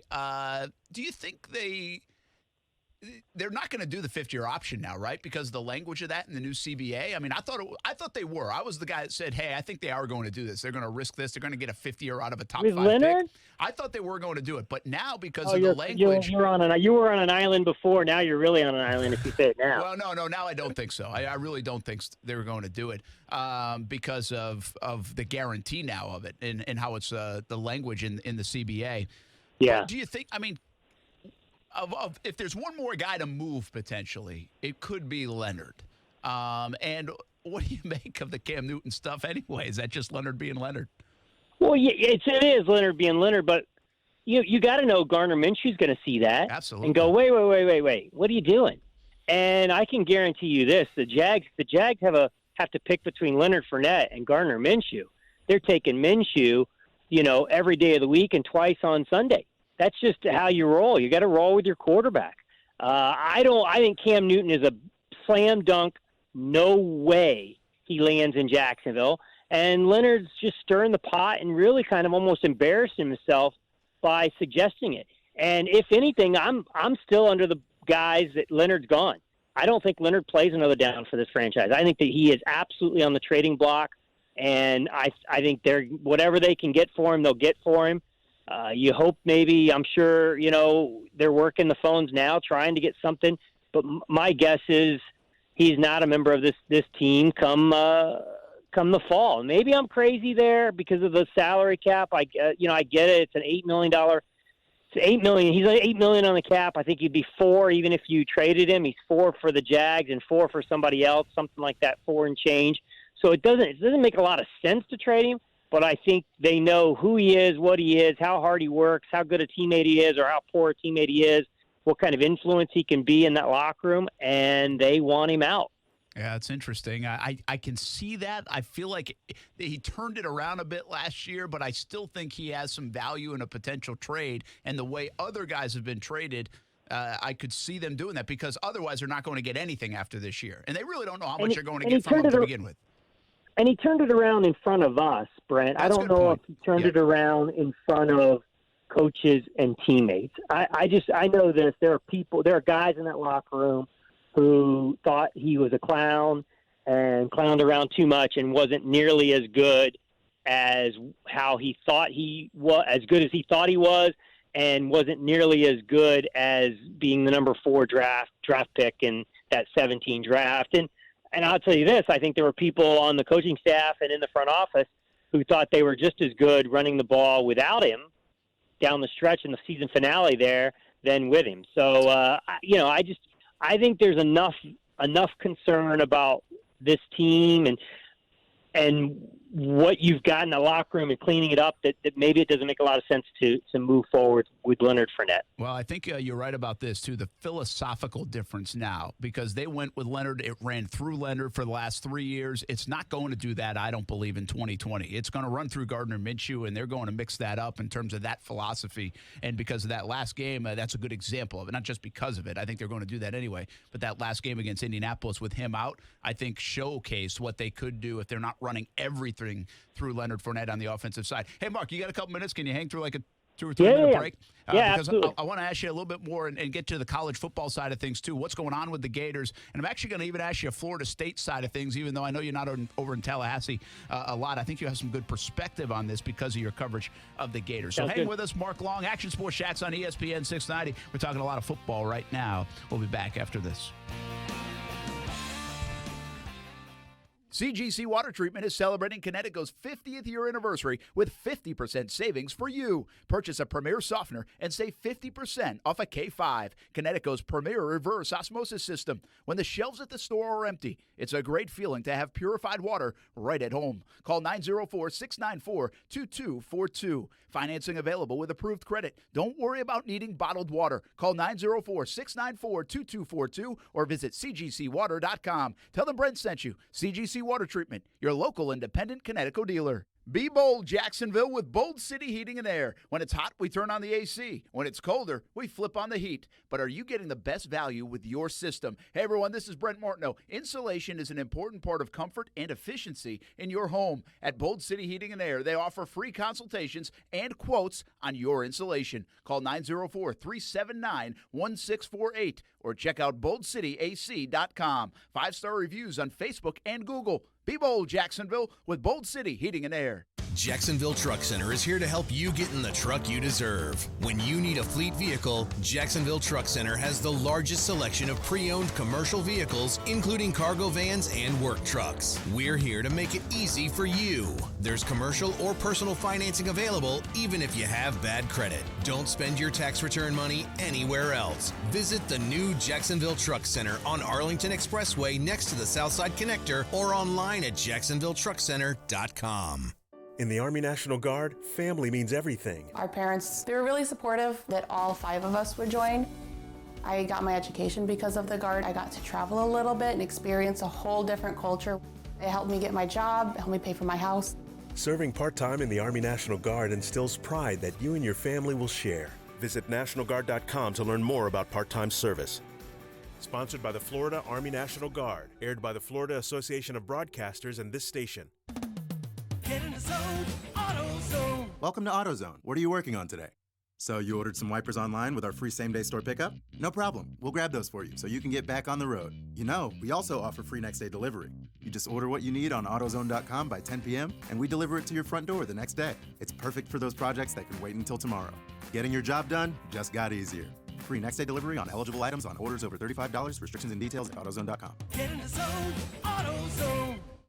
It's time for some straight talk. You know what a full court press is in basketball, right? Full defensive coverage with no holes. Well, that's the kind of coverage you get with Straight Talk Wireless. It runs on America's best 4G LTE networks, same as the big carriers, but just for a lot less. Just $45 a month gets you the unlimited plan with 25 gigs of high-speed data, then 2G, saving you up to half the cost of the big carriers. No contract. Full court coverage, half the cost. Straight Talk Wireless. Everything for less. Savings may vary. See terms and conditions at straighttalk.com. Broadcasting live from the ESPN 690 Anajar and Levine studios. Anajar and Levine Accident Attorneys. Call 904-600-4000. That's 904-600-4000. ESPN 690. Jacksonville's home for ESPN Radio. WOKV Jacksonville. Listen live everywhere you go on ESPN690.com. ESPN 690, a Cox Media Group station. Brent Martineau. You see him every day on CBS 47, Fox 30, Action Sports Jax. Austin Lane. He's a former Jag star and current MMA fighter. Broadcasting live from the Anajar and Levine studio. This is Action Sports Jax on ESPN 690 and ESPN690.com. All right, welcome back, Action Sports Jacks on ESPN 690. Brent Martineau, Austin Lane, Coos here on a Friday. Hope you guys are doing well and being safe and spending time with the family and doing all the right things and getting work done from home as well, heading into a weekend, which I'm not really sure anything feels like a weekend anymore. I don't think anybody puts plans together, just other than what are we going to eat tonight? Pretty much. No, that's about Let's go it. with the flow, Brent. We are joined by Mark Long, hung with us through a break, talk a little Jags, and want to get into some Gators in a moment. But last question about the Jags, at least from me, Mark Long from the Associated Press. Gardner Minshew, do you like this? I mean, do you like that they're going to roll with him in 2020, whether Foles was on the team or not? I think this is the way they were leaning, but do you like the move? I love it. I don't know that if I'm Doug or Dave, I'm necessarily ready to hitch my wagon, this do or die 1 year in what seems like all or nothing, year for these guys. I'm not convinced, that I'm ready to hitch my wagon to him, but I could, I can see it from a fan standpoint. He was much better than Nick Foles for what we saw last year. He was the best rookie, or at least among the one or two best rookies in the league at the quarterback position last year. And they've seen enough to think that he's going to take a big step, given all the reps in the offseason. Well, if there is an offseason, given all the reps, in practice going into the season, whatnot. So I like it. And I like shipping Nick Foles to basically solidify that thing as, you don't have to go around making it a fake competition. It is what it is now, and you're going to roll with him and Josh Dobbs. That's the part I don't like, is that if something happens to Minshew, now you're rolling with Josh Dobbs, who's never played in the game, at this level. So that part's a little on the scary side, but I get why they did it, and it makes a lot of sense, and they're just kind of banking on Gardner Minshew being Gardner Minshew and being healthy for a full year. Mark, you mentioned Joshua Dobbs, and this is a quarterback who is essentially kind of unproven in the NFL. We threw on the name Cam Newton, obviously. It's just kind of a rumor. That's Leonard Fournette having fun. We don't picture Cam Newton coming to Jacksonville, but a guy like Andy Dalton, who I think the writing's on the wall for him being a backup quarterback in the future, would that make sense for the Jaguars to try to pursue, obviously having the ties to Gruden? Yeah, I think that one does. That one does make sense, especially if he's coming in as the backup, kind of almost like Blake Bortles did moving to the LA Rams, where you're coming in, you're going to be the number two, you're going to get paid like being the number two, which isn't a bad payday nowadays. It's $5 or $6 million to be a backup quarterback if you've got some experience. So, I think you can get away with Andy Dalton, especially because of his relationship with Jay Gruden. If Andy Dalton's willing to take on that role, and it's sold as that role. What you can't do, in my opinion, is ever sell this thing as, well, we're going to let him compete. And I get it. I get you want to have competition at every position, and you want to say there's competition at every level, at every position, and every position is wide open. I don't think that's how you approach the quarterback position in the NFL. I think 9 times out of 10, you're better off having a bona fide starter. This is our guy. We're committed to this guy, and a defined backup. Here's the number 2 guy who's getting the number 2 reps, and there is no quarterback competition. That's how it works. That's how I feel like it works best. So if Dalton's on board with that, and that's how the Jags sell it, then I'm all for it. If not, then let's roll with Josh Dobbs. Mark Long with us from the Associated Press here on Action Sports Jacks on ESPN 690. Mark's like the Isaiah Simmons of journalism. See, he's versatile, man. He gets all over the place. He's got the Jags. I told you, Daytona. So he'd sell them. Very few people know the Daytona side of things. Yeah, well, I'm sure he puts out content very fast, right? Oh, certainly does. Very athletically. Yes, very well too. I like it. But he also covers the Florida Gators, and he's actually located in Gainesville. A little college football here. We don't talk a ton college football this time of year, but what are they missing? How big of a deal is this absence? Is the lack of a spring game? All of those kind of things. How much does that hurt the Florida Gators program? And what I would say, some really good momentum, obviously, that Dan Mullen had built. Sure. You know who it hurts? It hurts the 12 guys who they had signed, the 12 freshmen they had coming in early, who were January enrollees, and we're going to get a good 15 practices, 12 to 15 decent practices, where they're really going to get acclimated to the playbook and get a head start. But, the reality is they're on the same boat as everybody else. Nobody got spring practice. So you really just wipe that out for everybody. The problem for Florida is a pretty good signing class. It was filled with offensive linemen, guys they actually thought could come in and take jobs and be starters right away as newcomers, which doesn't happen very often in the SEC, where you got freshman big men step in and start. But Florida really thought they had a chance here. So that part hurts. But what I think where Florida is going to have a huge advantage, especially over programs like Florida State with Norvell taking over there, is that you've got all the continuity in the world. You've got a returning quarterback. You've got a couple of returning running backs. Really 4/5 of your starting offensive line, even though you thought you were going to get some upgrades there. Your starting tight end, your what was going to be your number one receiver is back, or will be back with Trey Grimes. You got a good portion of the defense back.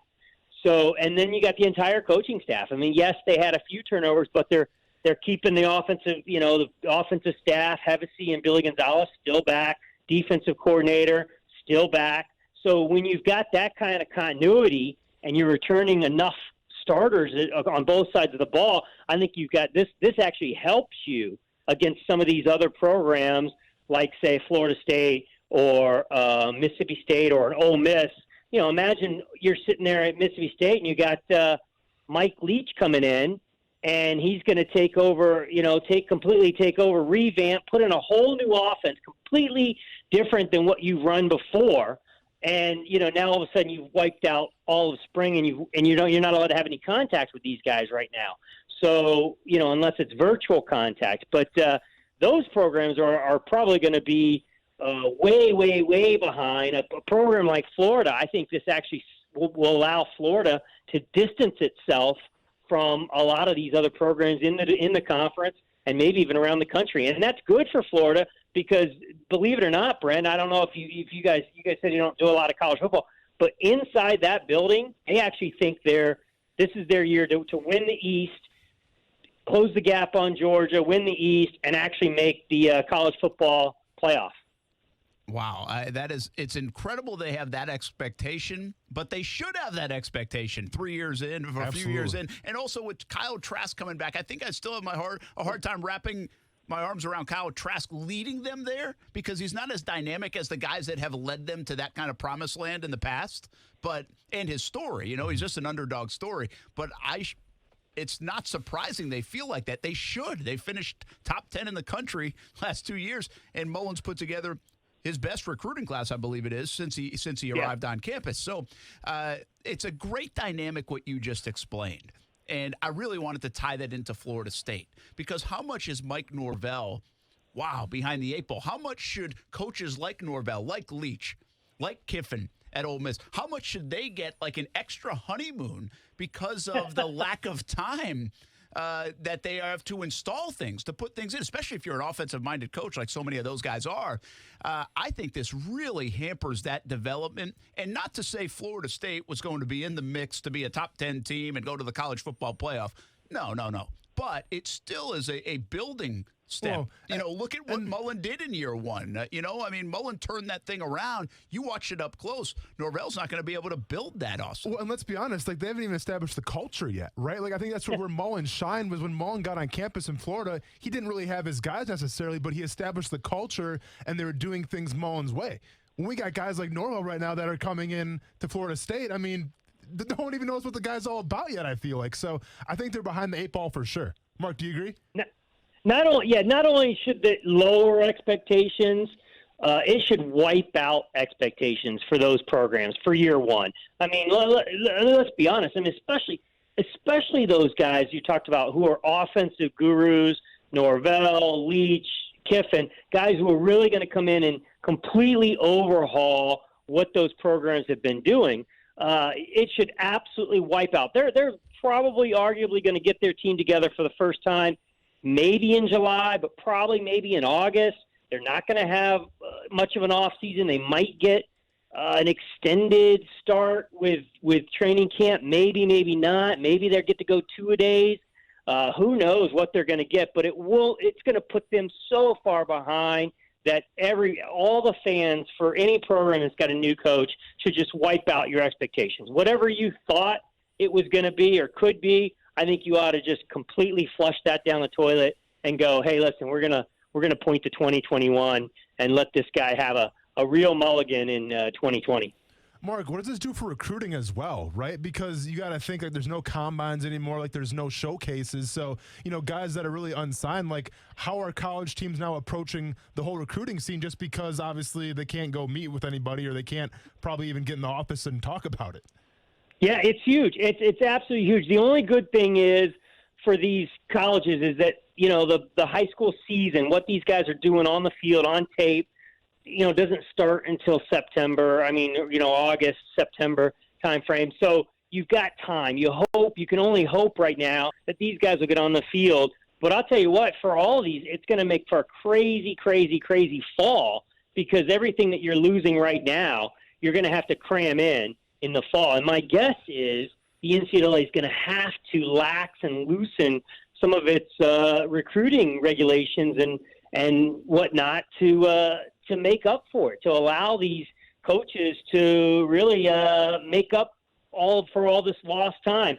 And where that's going to benefit, that's going to benefit the big programs. It's going to benefit the teams with the guys with the bigger support staff, the ones kind of sitting there waiting in the wings, working in the basement, watching film 24/7. They're still able to do that right now, remotely. But the ones that have the bigger staffs that are able to really out-manpower everybody else, they're the ones who are going to be able to make up ground in the fall. Hope you didn't have like a grilled cheese sandwich to cook or something because I kept you on way longer than I told you I would. He's throwing the microwave, Brett. All good.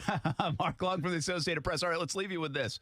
Earlier in a commercial break, Austin said, can you imagine like if there is not the NFL this fall? Oh. And he said he's already got his strip club DJ resume in. Absolutely. So just in case. But Come on down and tip candy cane.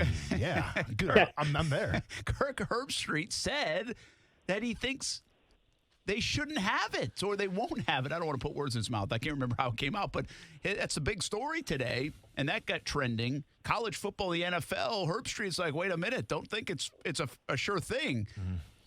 I mean, I can't even get my mind there, Mark. I know.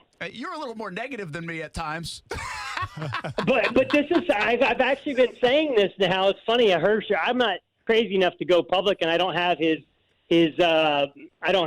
following to where it becomes a big deal. But I actually been saying this for a while now, for a few weeks, that I'm worried about sports in 2020 across the board, and this is why. Brent, real quick, I'll try to sum it up. Sports. We all love sports. It's hard to live without sports, but in the grand scheme of reality, sports are non-necessary, are unnecessary. Big part of our lives, yes, but an unnecessary part of our lives. Pat Riley summed it up best decades ago when he said, "Sports is, it's the toy department of human affairs." And so I think the fact that sports were one of the first things to really get canceled, I think it'll be one of the last things to really come back. And it's all about liability. That's why these tournaments shut down left and right. And once one of them went, they all started to go.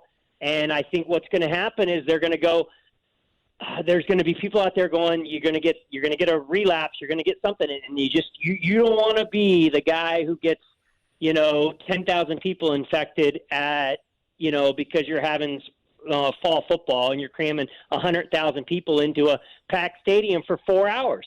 And so I really wonder if there's going to be an abundance of caution coming back. Now, with that said, I do think auto racing will come back, and I do think golf will come back, and those two will be one of the first two to come back. Oh, come on, Mark. Because you can do them safely. But I'm worried about football, man. It's a wild. Not even more bummed. I think it's so hard to comprehend that because we're not even in April, man. Yeah, I know. It's a long way away. I mean, I can't even put my arms. We're trying to live day to day, and I can't put my arms around that. But I mean, Herbstreit said it today. You're saying it and thinking it, and I guess I can see. I mean, if you listen to the doctors, they have not ruled out a relapse of this thing in the fall. And that's exactly what they're all saying. They're all saying we're all going to get to a point where we're comfortable. We're all going to go back out in public. We're all going to start hanging out, and everybody's going to go back to work.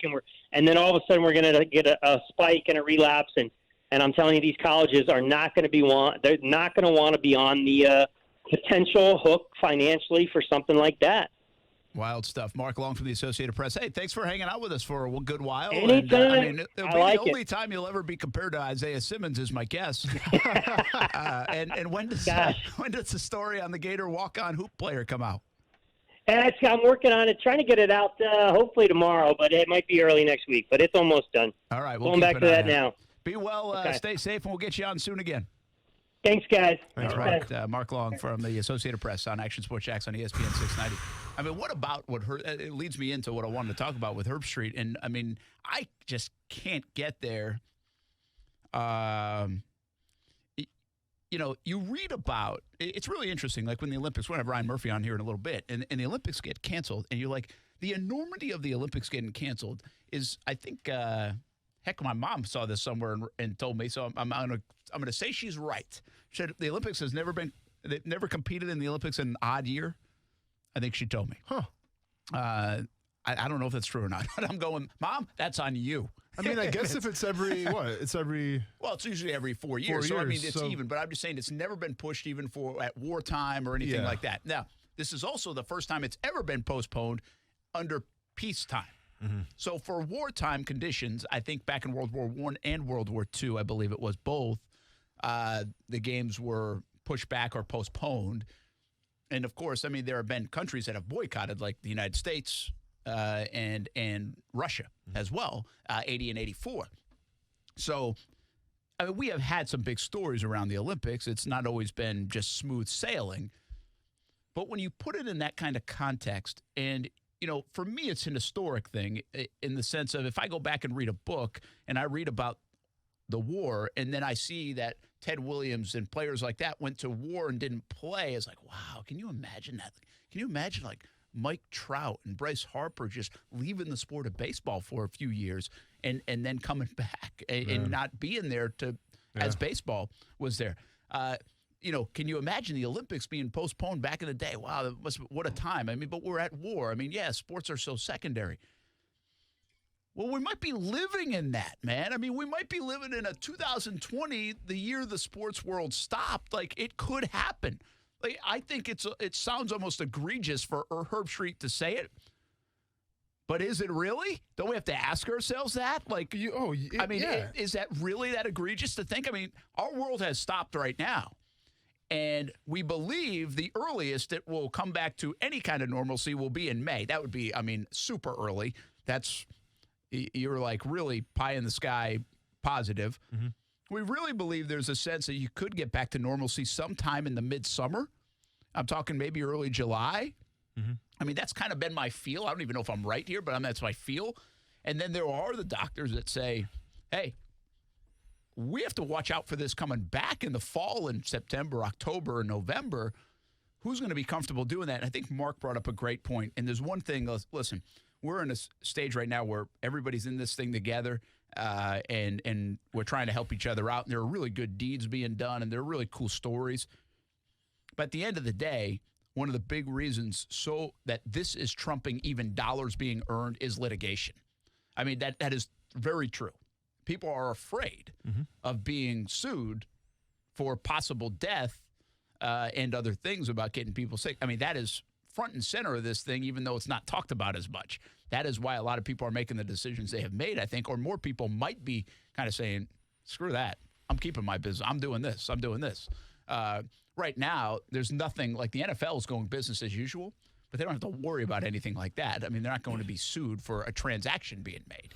You know, they're not allowing OTAs right now or anything like that. They don't have to worry about that stuff at the moment. So, yeah, I do think litigation is a big part of why some of this has been canceled, along with doing the right thing. And this is what people are advising to do. I don't want to say it's the only thing, but I really don't believe, because I guess I'm a positive guy, like they're going to figure this stuff out. There's a lot of smart people. They're really working on a vaccine. I guess just our world, I can't fathom it going on for that long, but we're getting into like the 1920s, man. We're getting into the 1940s. We're getting into wartime kind of stuff. If we start thinking, we might already be there, by the way, with baseball and NBA and golf and all our sports stop, but we could really get there if they say, hey, college football, NFL, it just doesn't make sense to do this.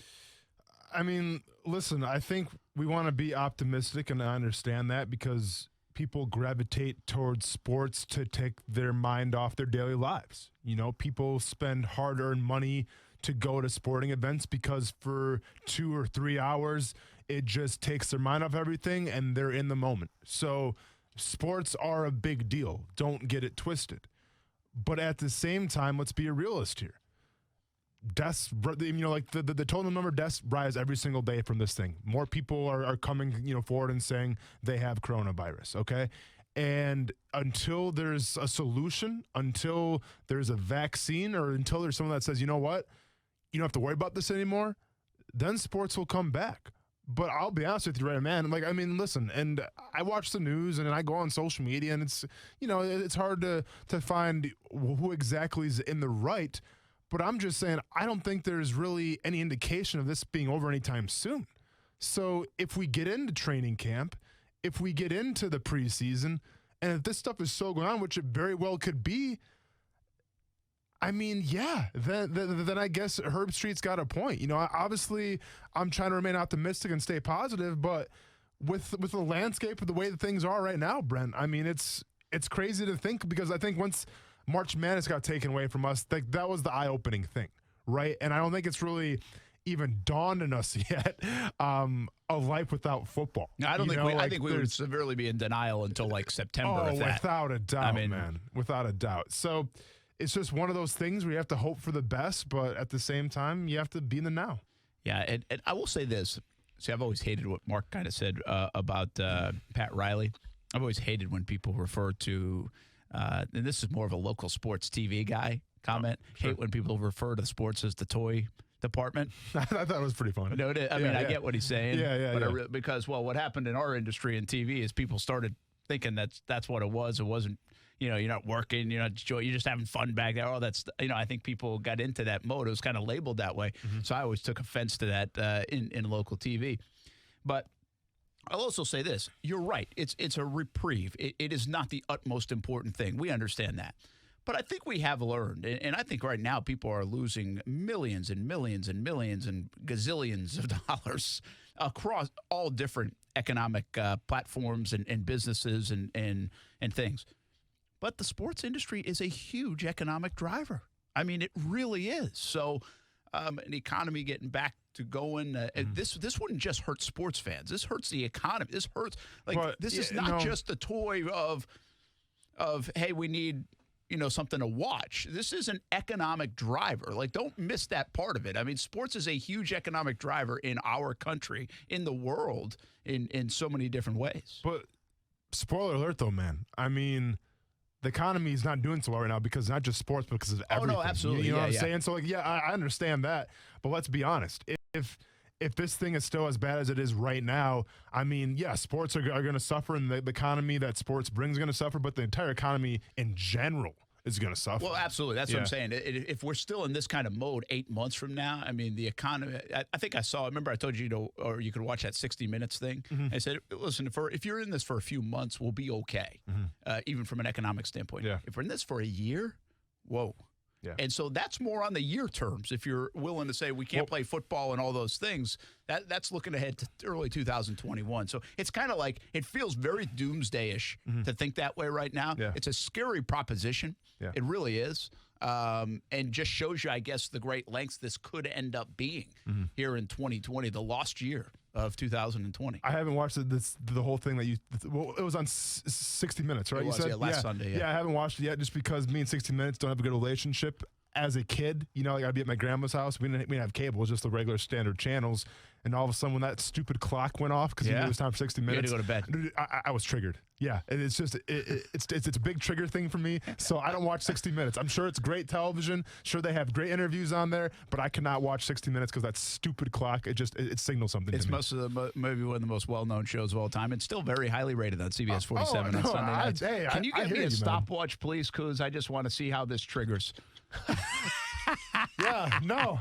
How about no, though? It's the only show that has a clock instead of like a theme song, right? Wasn't that like a fun fact? Yeah. I think it is. Hey, one programming note, by the way. This weekend on Sunday on Fox, the NASCAR, the iRacing's coming back. Yep. And also Patriots Super Bowl against the Falcons is going to be played. So on Sunday afternoon on Fox 30. Yeah. I wanted to pass it along. So Fox is putting some programming on. Obviously, Make you sure got to you fill your pass it programming. on to Marcel Robinson as he well. knows. I'm sure he does. He's afraid TVs are going to go out all over the place as they begin the fourth quarter. Patriots Falcons Super Bowl. Which nice. I believe, by the way, he won another Super Bowl after, but I believe that made Brady the GOAT. I believe that Super Bowl in that fashion, and that was number 5. Yeah. Made him the GOAT. It was the improbable, I agree with you. That was the exclamation point. He didn't have to win another one. Mm-hmm. He did, but he didn't have to win another one. He was already the GOAT, in my opinion. Should we start doing that iRacing? Me and you? Should we get it's got to be a tax write-off if we were to get that. Do we get that? Everything's a tax write-off right now. In sports, you better believe it, man. You guys just want to play a different video game? Because we could stream that tomorrow. Not playing Animal Crossing. Nice try. No, right. I said we do iRacing. Let's get it. Well, we could try it. Okay. I Set up Madden. You know what I actually looked into today? I was showing Kaylee. You know the old Miss Pac-Man or Pac-Man? Yeah. You can buy the arcade thing at home now. Like the big dog? The big ones. Okay, nice. I've always had I've always wanted to. Okay. See, where I played as a kid, I played on, that cocktail table one? Yeah, At this place it's that we all played greasy and everything. Yeah, but it's like you sit down and play. Yeah, we not said the stand-up one. We said one at Pizza Hut, man, back in Waupaca, Wisconsin. There There you was go. a They lower were one. at Pizza Hut. Yeah, You're right. man. That's yeah, right. Pizza Maybe Huts. that's where I was playing it. There you go. But I like that one. I don't know. I just don't know which one's better because that's like real Pac-Man. But the other stand-up Brent. machine is Miss Pac-Man. No, What's better? No, correction. The stand-up machine is Pac-Man as well. Oh, they have a Pac-Man stand-up machine too? Of course, yeah. You know which one I would want? Well, what's better, Miss Pac-Man or Pac-Man? It's the same thing. They're the same. It's the same. Is it the same? Yeah. Yeah. Okay. Yeah. I mean, yeah. I used to be really good at one of them, whatever it was. I just haven't played in so long. I can't remember which. Well, you're good at the one on the table? Yeah. I think that was Pac-Man. Yeah. Yeah. Okay. So you're picking, yeah.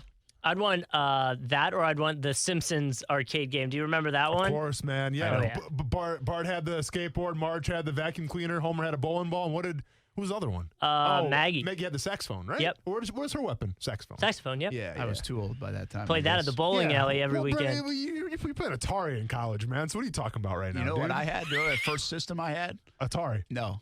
You've never heard of this. Atari 2. What? Odyssey. Go look it up. Googling it right now. And by the way, there was a neighbor of mine. I think it was called ColecoVision. I remember.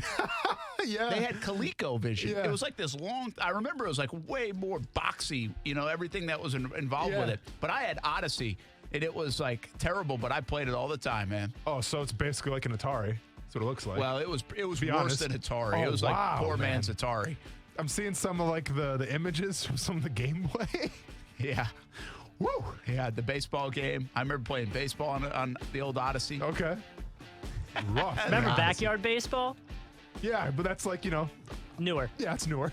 Yeah, That was a computer game. Backyard baseball, man. When you guys say remember Pete when, Wheeler, that was man. like 15 Pablo years ago. Sanchez. Come on, man. Hey, let's get Ryan Murphy on next. Three-time gold medalist. Have to wait another year for the Olympics. Ryan Murphy joins us on Action Sports Jacks on ESPN 690 right after this.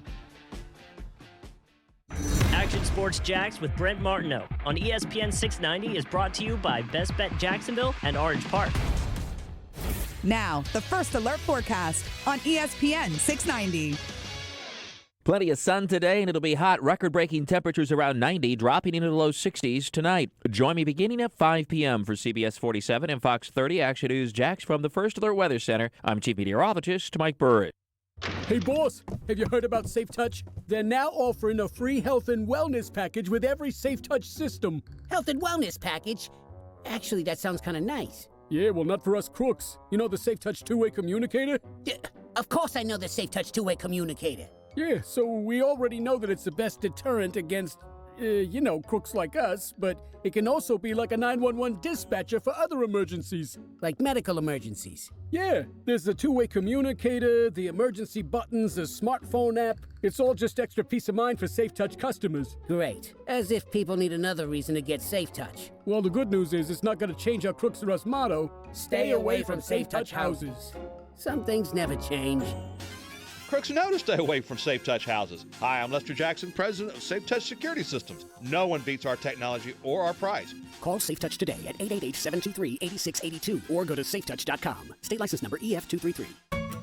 Shop now and save on these items and many more during the March into Spring sale at your neighborhood Ace. Proven winners, gorgeous Blew My Mind perennial flowers, just $4.99 in the 1-gallon size. Get Fertilome 1648 premium lawn food from Ace for $19.99 in the 40-pound bag. Wet and Forget mold and mildew cleaner in various sizes and applications on sale now from $15.99. Find more great deals and the location nearest you at acehardware.com. Sale ends March 30th. Ace is the place with the helpful hardware, folks. Looking for a different lunch experience? Come dine with us on Fridays at Clara's at the Cathedral, located at 256 East Church from 11 a.m. to 1:30 p.m. Treat yourself weekly to an upscale menu, live entertainment, and fellowship with friends and colleagues you don't want to miss. Call and reserve your seat or table today at 354-4162 or log on to clarawhitemission.org. All proceeds benefit the Clara White Mission. This is a CMG Open for Business report. During these changing times, it's challenging for businesses across North Florida. But big and small, businesses are adjusting to meet your needs in a safe and comfortable way. Here's today's list of businesses that are open to serve you. Jiffy Lube, Metro Diner, North Florida Movers, Hancock Whitney Bank, Crosswinds Veterinarian Hospital, Shredder's Family Farm. If you're open for business, let us know by emailing us at openjax@cmg.com. Together, we'll all get through this. Hey, what's up, everybody? This is Austin Lane from Action Sports Jax. Thanks for making ESPN 690 the fastest growing sports station in Jacksonville. It was a lot of fun playing for the Jacksonville Jaguars for 3 years, and I'm having just the same amount of fun on the radio every single day with ESPN 690. So I'm reaching out to you to be part of our team and grow your business with ESPN 690. Give us a holler at 245-8732. That's 245-8732. We look forward to hearing from you and hope you join the team. There are everyday actions to help prevent the spread of respiratory diseases. Wash your hands. Avoid close contact with people who are sick. Avoid touching your eyes, nose, and mouth. Stay home when you are sick. Cover your cough or sneeze. Clean and disinfect frequently touched objects with household cleaning spray. For more information, visit cdc.gov/COVID-19. This message brought to you by the National Association of Broadcasters and this station. These days, the whole world is on the internet 24/7, on their phones, at work, even at the dinner table. It's the internet all the time. So why, when it's time to sell your home, does your traditional agent charge you 6% to list it on the MLS to other agents, instead of targeting buyers directly online? That's why Rex was born. For a fee starting at 2%, Rex sells your home where buyers are looking, online, optimized by data-driven marketing, not on the MLS. To get started, visit sellwithrex.com. That's sellwithrex.com. With Rex, selling or buying a home has never been easier. Price your home. Get a virtual consultation. Visit online open houses and showings, all from the comfort of your home with a few clicks of a button. Want to learn more? Visit sellwithrex.com. Or just use your phone and call 833-REX-HOME. That's 833-739-4663. These can be unsettling times, but CGC Water Treatment wants you to know that they are there for you and your family. CGC Water Treatment has 50% savings for you. Purchase a Premier Softener and save 50% off a K5, Connecticut's premier reverse osmosis system. When the shelves at the stores are empty, it's a great feeling to have purified water right at home. Call 904-694-2242 or visit cgcwater.com. CGC Water Treatment, your local independent Connecticut dealer. Everyone loves an upgrade. A corner table at your favorite restaurant. First class on a plane. Now is the time for you to upgrade. At Atlantic Infinity. Right now at Atlantic Infinity, you'll get more for your trade than ever before. And when you buy an Infinity, you'll replace that boring dashboard in your current vehicle and get more joy from your daily commute. You can afford a luxury Infinity. And right now, you can get more for your trade at the one and only Atlantic Infinity. 642-0200.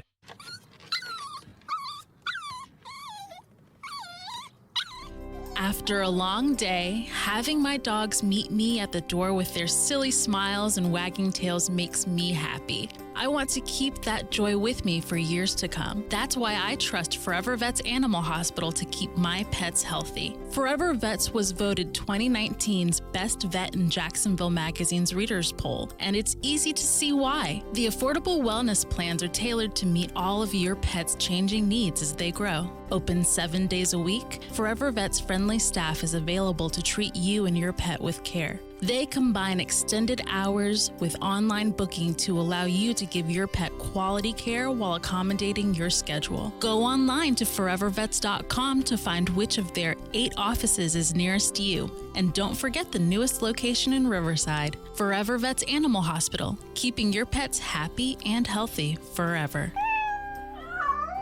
It's times like these that remind us all of how precious life is and how our love and relationships are what really matter. At Diamonds Direct, we believe this. Your love and well-being are truly our passion.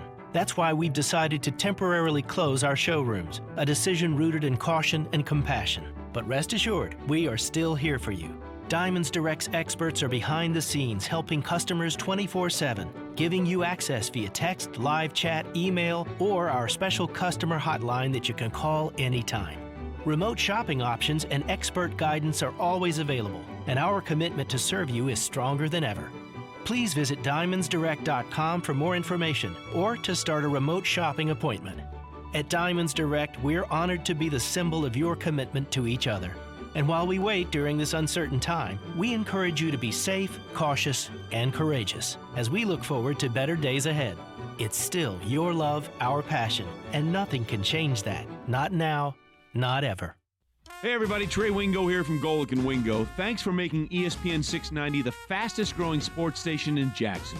It's clear Northeast Florida has great taste in radio. I mean, you're listening to me every morning, right? Join the ESPN 690 team and get your business notice today. The First Coast is making the switch to ESPN 690, and there's no better time to get your business in front of them. Call ESPN 690 today, 245-8732. That's 245-8732. Grow your business today on the new ESPN 690. Hey, what's up, everybody? It's Austin Lane from Action Sports Jackson, ESPN 690. Social distancing doesn't mean disconnecting. If you're working from home, keep tabs on the world of sports and Action Sports Jacks on your smart speaker. Tell your Amazon Echo or Google Home, play ESPN 690. Brent Martineau. You see him every day on CBS 47, Fox 30, Action Sports Jag. Austin Lane. He's a former Jag star and current MMA fighter. Broadcasting live from the Anajar and Levine studio. This is Action Sports Jacks on ESPN 690 and ESPN690.com. Welcome back, Action Sports Jacks on ESPN 690. Brent Martineau along with Austin Lane, sporting the USA Dream Team. You had this planned, ready to roll for our next guest. Boy, did I. 3-time gold medalist in the 2016 games. Friend of the program, big Jags fan. Jacksonville's own Ryan Murphy out west training for the Olympics, and then, boom, no Olympic Games in 2020 in Tokyo. What's happening, man? Thanks for taking a few minutes with us. Yeah, how are you guys doing? Thanks for having me. Yeah, I hope everybody's well out there. Is it as strange out there as it is here? I got to imagine. Yeah, I've been getting updates from my parents out there, and they said it's kind of a ghost town, and it's pretty similar out here. It's cool to see that everyone's really following the guidelines that have been set out for us, and so hopefully we do our part to flatten the curve.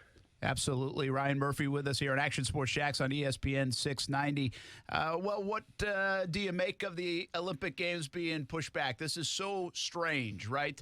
We thought March Madness was really weird when all the things were getting canceled. It's like, my goodness, we're not going to do a bracket this year. Well, the Olympic Games hits a different level when they get postponed to 2021. I think so many folks, and I think you issued a statement this week saying you think it's the right move and you support it. But it's still kind of mind-boggling that there's not going to be an Olympic Games in Tokyo here this summer, isn't it? It is. I mean, it's totally unprecedented times that we're in. And then I've totally had like the full gamut of emotions with this. Like I think more now than ever, I've really felt like a split personality. Like I've got Ryan Murphy, the human being, and Ryan Murphy, the competitor.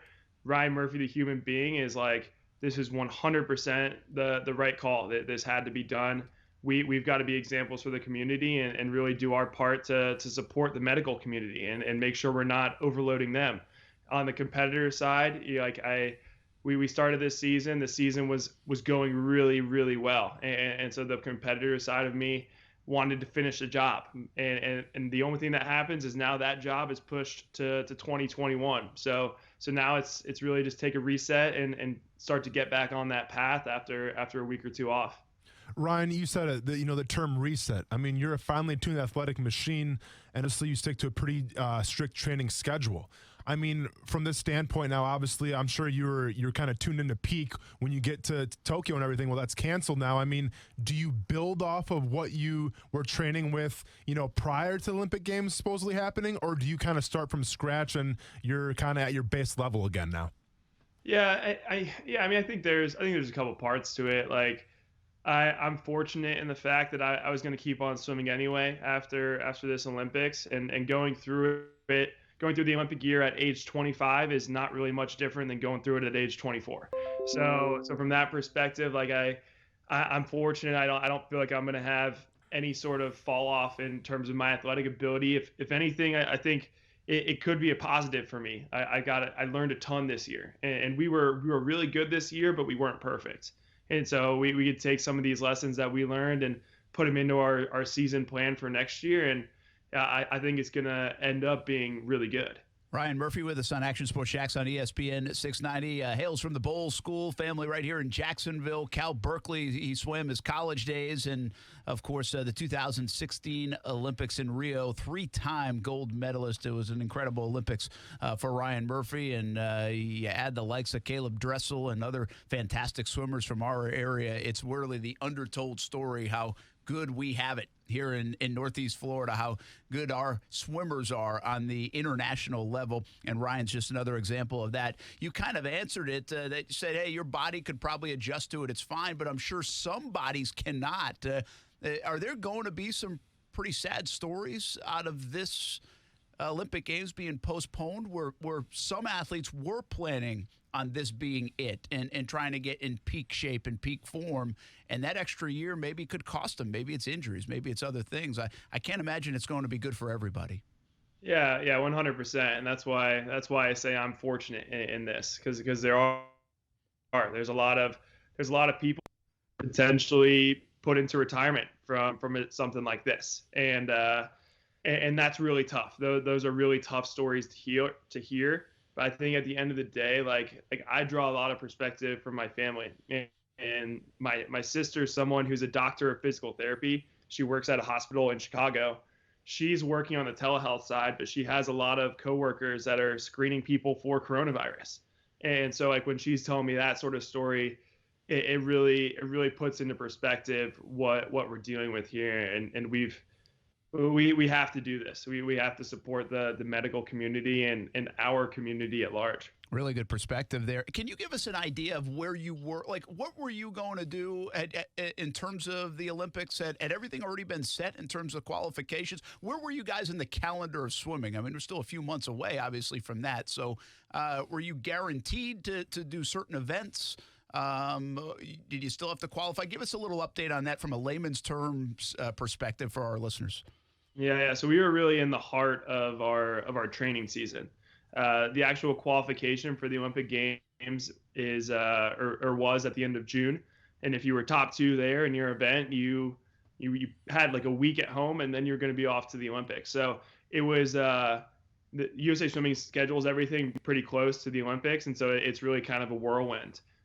So that's where we were at. Nothing was guaranteed, but I was definitely. I definitely felt really good. I feel like I was on the right path and definitely heading in the right direction to have a really good Olympic trial and Olympic performance. What's your day like now in terms of training? I mean, that doesn't stop, and you find a place to be able to do that, whether it's in the pool or out of the pool.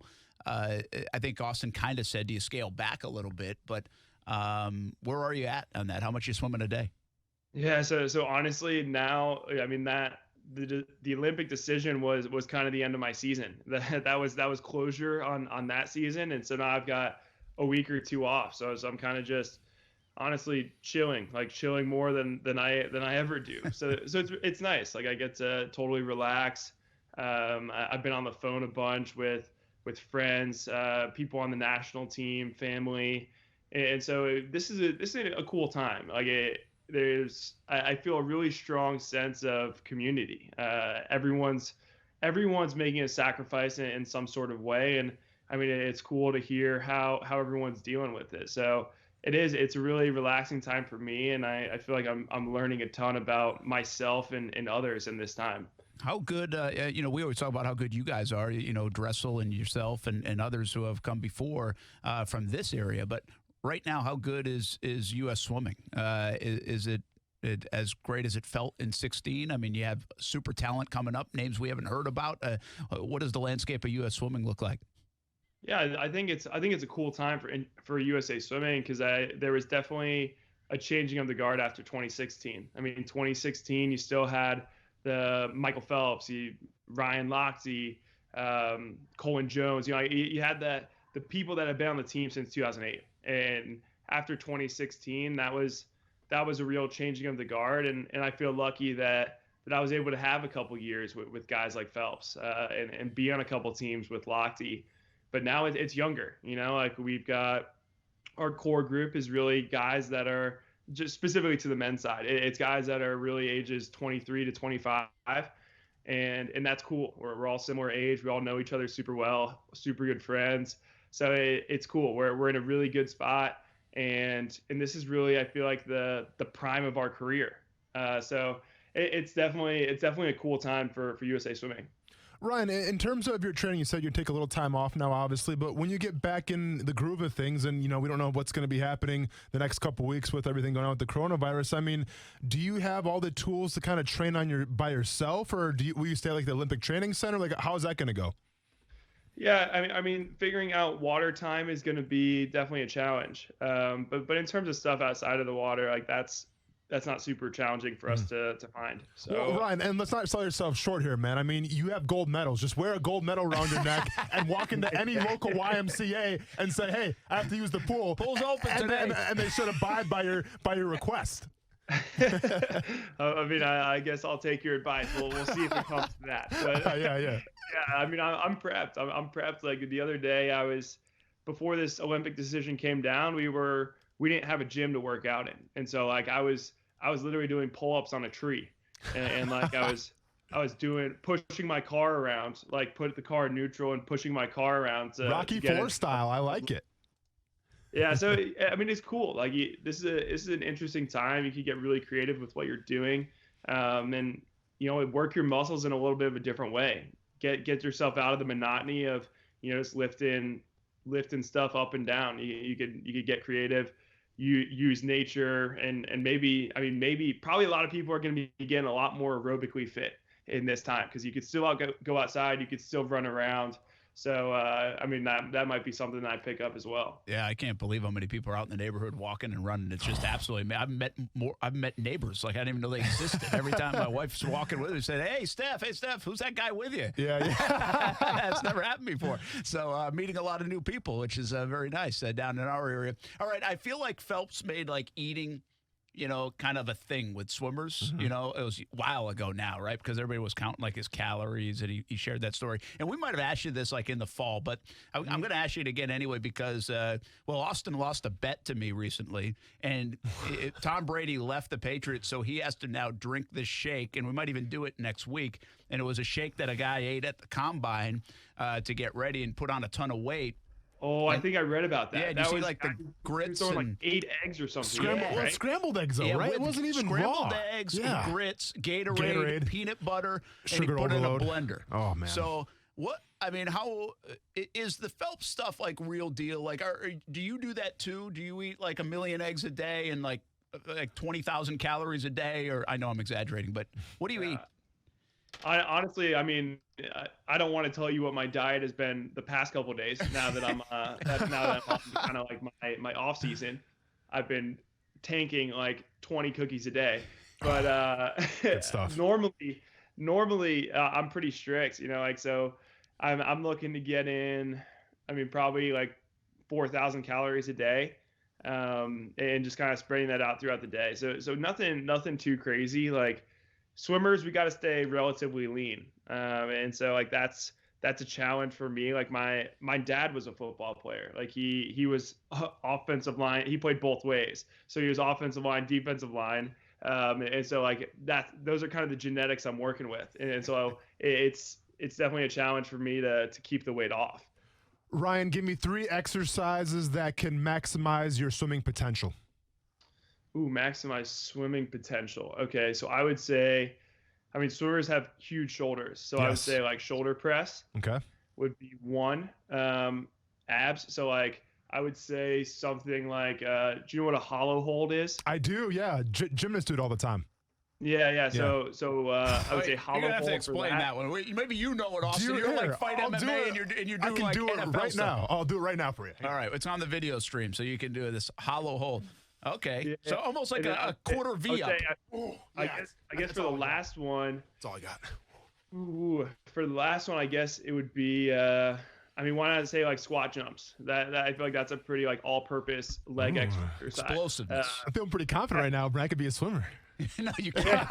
And then I can't really swim, so that's also a problem. All right, hey, we're going to leave you with this, and I appreciate you jumping on. Ryan Murphy from the Bowl School, Jacksonville guy, Cal Berkeley, and training out west, and kind enough to join us and talk a little bit about the Olympic Games being postponed to 2021, and we hope he has a fantastic games in a year and a half from now, and everything goes well.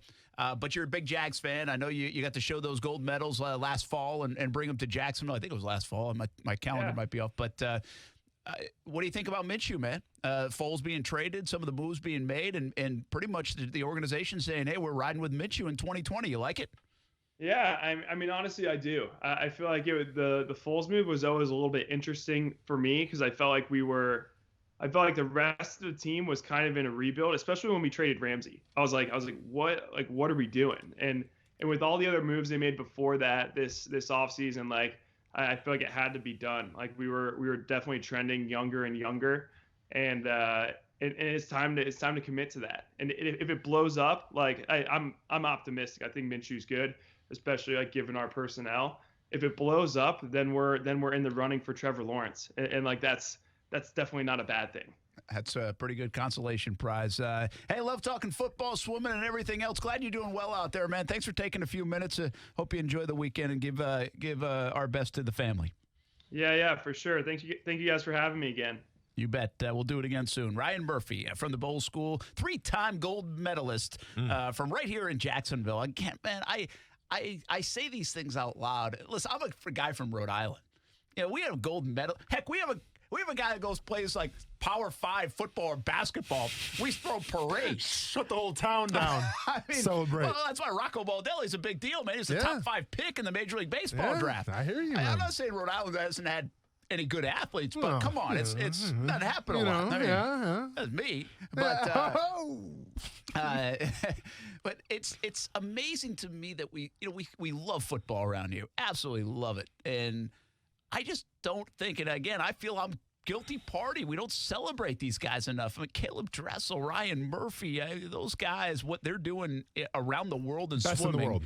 Best in the world. Best in the world. Guys, between the two of them, they have 5 gold medals in Rio. 5 gold medals in Brazil in 2016 and world records. They hold world records. I know it's and why is he so humble and cool to talk to? Why isn't he just arrogant? He's only 24 years old. Dude, when I was 24 years old, oh, man. It's pretty cool, though. It's a testament to his family and just his upbringing, man, because that guy's got his head on his shoulders. I say that, too, and I say, Dressel's from Clay area, Green Cove Springs. But I say that's what I always say about baseball guys here. Not that they're humble, but I'm just saying. I say about baseball, like we don't celebrate enough how good this area is in baseball. Mm-hmm. And when I say it out loud, I'm like, yeah, we just had 3-time gold medalist Ryan Murphy on. It's like, yeah, that's not like a sidebar, man. That's that's pretty good. And he's from Jacksonville. Yeah. So cool stuff. We appreciate him joining us and talking about the Olympic Games. I like his attitude about it, though. Right? No, I mean, he's got a positive attitude. It's like I said, man, he's a great kid. I mean, I call him a kid. He's 24 years old, but he's a great dude. And obviously, if you have a gold medal at your disposal or 3 of them, you're doing something right. I didn't ask him because I didn't want to put him on the spot. And I have no idea how some of the swimmers and everything feel about Ryan Lochte after Lochte's last handful of years. Yeah. But what's interesting about this, I read something recently. I think it was a headline somewhere that Lochte may reconsider getting back in the games now because it's 2021 instead of 2020. I think I read that right. Well, so that and his TV show wasn't doing so well either. So he could maybe get back in the pool. I mean, so that's an interesting angle to the games being pushed back a year. We think about the careers that it might cost. Could it salvage, kind of a comeback for a guy like Lochte? Be pretty interesting to watch in the pool for the next year and a half leading up to now the 2021 Tokyo Games. When we get back, we have more football talk, plus 10 questions in 5 minutes. It's all on the way on ESPN 690. This is Action Sports Jacks on ESPN 690.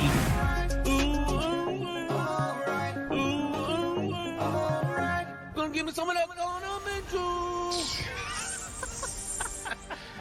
Kuz. It's unreal. That's the most impressive thing Kuz has ever done. Oh, without a doubt. Here on the show. That was very nice. It's the best use of star 690 ever. Listen weekdays from 3 to 6 p.m. in your car or stream them. ESPN6.com. It's when you realize the car you drive looks like every other vanilla vehicle on the road, and you want more. You can get more right now at Atlantic Infiniti. When you buy an Infiniti, you simply get more car, more standard luxury for your money. And right now, you'll get more for your trade than ever before. You deserve and can afford luxury. Get more now at the one and only Atlantic Infiniti. 642-0200. Hey, boss, check out this headline. Safe Touch Security. Your health and safety are all we do. Safe Touch again? Is that all you ever talk about? Boss, your mom still has a Safe Touch security system, right? That is correct. Don't make any comments. No, I can't blame you. Having a halo of protection surrounding her. Exactly. For instance, let's say, God forbid, that she needed the fire department. Not to worry, Safe Touch can respond. Or let's say she stubbed her toe, the mother of all toe stubs, and she couldn't get to the phone. Safe Touch can contact emergency toe fixes. I never thought I'd say this, but I'm glad Safe Touch is out there. Boss! I know, but that doesn't mean we don't stick to the Crooks of us motto. Stay away from Safe Touch houses. Crooks know to stay away from Safe Touch houses. Hi, I'm Lester Jackson, president of Safe Touch Security Systems. No one beats our technology or our price. Call Safe Touch today at 888-723-8682 or go to safetouch.com. State license number EF233. During this crisis, the Players Center for Child Health at Wolfson Children's Hospital will continue to assist families with free application assistance for public benefits. If you need one-on-one help with applying for public benefits like Medicaid, SNAP, TCA, etc., for you and your family, they are able to assist families over the phone to complete and navigate their benefits application. To get connected, call 904-202-9355. Si habla español translation services available. Slip and falls can be embarrassing, leaving you in pain and feeling like you've lost control. I'm Eli Anajar from the law offices of Anajar and Levine. After a fall, document the scene by taking photographs and make sure to get medical attention for any injuries you may have. If you've been injured in a slip and fall accident, call the law offices of Anajar and Levine at 904-600-4000. That's 904-600-4000 for a free consultation and take back control of your life. Office in Jacksonville. Do you know a child who is deaf, hard of hearing, blind, or visually impaired? The Florida School for the Deaf and Blind in St. Augustine offers a tuition-free educational program to prepare the child for a lifetime of success. FSDB offers free comprehensive education, transportation, and boarding services at no cost to all eligible deaf or blind students, elementary through high school, no matter where the student lives in Florida. Call 800-344-3737 or log on to www.fsdbk12.org to learn more. It's the home of the Action Sports Jacks Dream 18, and it can be your home course as well. The Golf Club at Southampton in North St. Johns County, located off County Road 210, family owned and operated, and a fun course to play. The Golf Club at Southampton offers club membership programs starting at just $79. With its elite practice facility and player-friendly golf course design, it will be your gateway to a great time with the family or with your buddies. Become a member in 2020. For more information, call the Golf Club at Southampton at 904-287-PLAY. For the ones who forge metal and those with nerves of steel. For the ones who burn the midnight oil and the ones who rise with the sun. Grainger offers supplies and solutions for every industry, with over 250 local branches and a team of specialists available 24/7 to help you solve any challenge. Call, click Grainger.com, or just stop by. Grainger, for the ones who get it done. This is a CMG Open for Business report. During these changing times, it's challenging for businesses across North Florida. But big and small, businesses are adjusting to meet your needs in a safe and comfortable way. Here's today's list of businesses that are open to serve you. Tillman Auto, SVR Realty, Santionis Restaurant, Evolution Signs and Print, Atlantic Coast Appliance, Spence Industrial Supply. If you're open for business, let us know by emailing us at openjax@cmg.com. Together, we'll all get through this. These days, the whole world is on the internet 24/7, on their phones, at work, even at the dinner table. It's the internet all the time. So why, when it's time to sell your home, does your traditional agent charge you 6% to list it on the MLS to other agents, instead of targeting buyers directly online? That's why Rex was born. For a fee starting at 2%, Rex sells your home where buyers are looking, online, optimized by data-driven marketing, not on the MLS. To get started, visit sellwithrex.com. That's sellwithrex.com. With Rex, selling or buying a home has never been easier. Price your home. Get a virtual consultation. Visit online open houses and showings, all from the comfort of your home with a few clicks of a button. Want to learn more? Visit sellwithrex.com. Or just use your phone and call 833-REX-HOME. That's 833-739-4663. It's spring, and with the Home Depot in your corner, there's never been a better time to be a doer, with new ways to knock more projects off your list. Download our app for new tools like image search. Snap a picture of something, it'll tell you what it is, and our product locator will lead you right to it in the store. Can't make it to the store? We have a truckload of convenient delivery options. From time-saving tools to game-changing innovations, it's a good time to be a doer this spring at the Home Depot. How doers get more done. U.S. only. It's time for some straight talk. You know what a full court press is in basketball, right? Full defensive coverage with no holes. Well, that's the kind of coverage you get with Straight Talk Wireless. It runs on America's best 4G LTE networks, same as the big carriers, but just for a lot less. Just $45 a month gets you the unlimited plan with 25 gigs of high-speed data, then 2G, saving you up to half the cost of the big carriers. No contract. Full court coverage, half the cost. Straight Talk Wireless. Everything for less. Savings may vary. See terms and conditions at straighttalk.com. Broadcasting live from the ESPN 690 Anajar and Levine studios. Anajar and Levine Accident Attorneys. Call 904-600-4000. That's 904-600-4000. ESPN 690. Jacksonville's home for ESPN Radio. WOKV Jacksonville. Listen live everywhere you go on ESPN690.com. ESPN 690, a Cox Media Group station. Brent Martineau. You see him every day on CBS 47, Fox 30, Action Sports Jax. Austin Lane. He's a former Jag star and current MMA fighter. Broadcasting live from the Anajar and Levine studio. This is Action Sports Jax on ESPN 690 and ESPN690.com.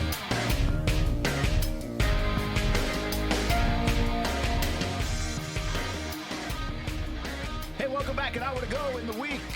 And I say that not counting down, just an update on the time. Yeah. So it's like, only 1 hour to go. Thank goodness. No, I don't say it like that. Again, I mean, this is fun having Ryan Murphy on there and very topical, of course, with the Olympic Games. Good to have Mark Long on earlier. Now, we had PJ Carlissimo earlier in the week and John Shambi. It is a nice time to get some guests. And to be honest with you, we really haven't been digging too much for guests. I think we'll have more of them. I really want to get some of the high school folks on, like in baseball and softball and you know, athletic directors and how they're impacted. Right now, though, one of the big issues, I don't know if they know how they're impacted completely. That's one of the big issues we all have. But meanwhile, like in colleges, and we'll get some of that angle too, they know how they're impacted. So I was talking to a high school assistant coach the other day in football. You know, they would have spring practice coming up soon. And they are, you know, Zoom. By the way, you're a stock guy sometimes. You buy a stock in Zoom. No, I haven't bought stock in Zoom. I don't know what a good idea about a month ago. I don't know what Zoom is. I don't even know. How do you not know what Zoom is right now? You don't know what Zoom is? No. You do really live in a bubble.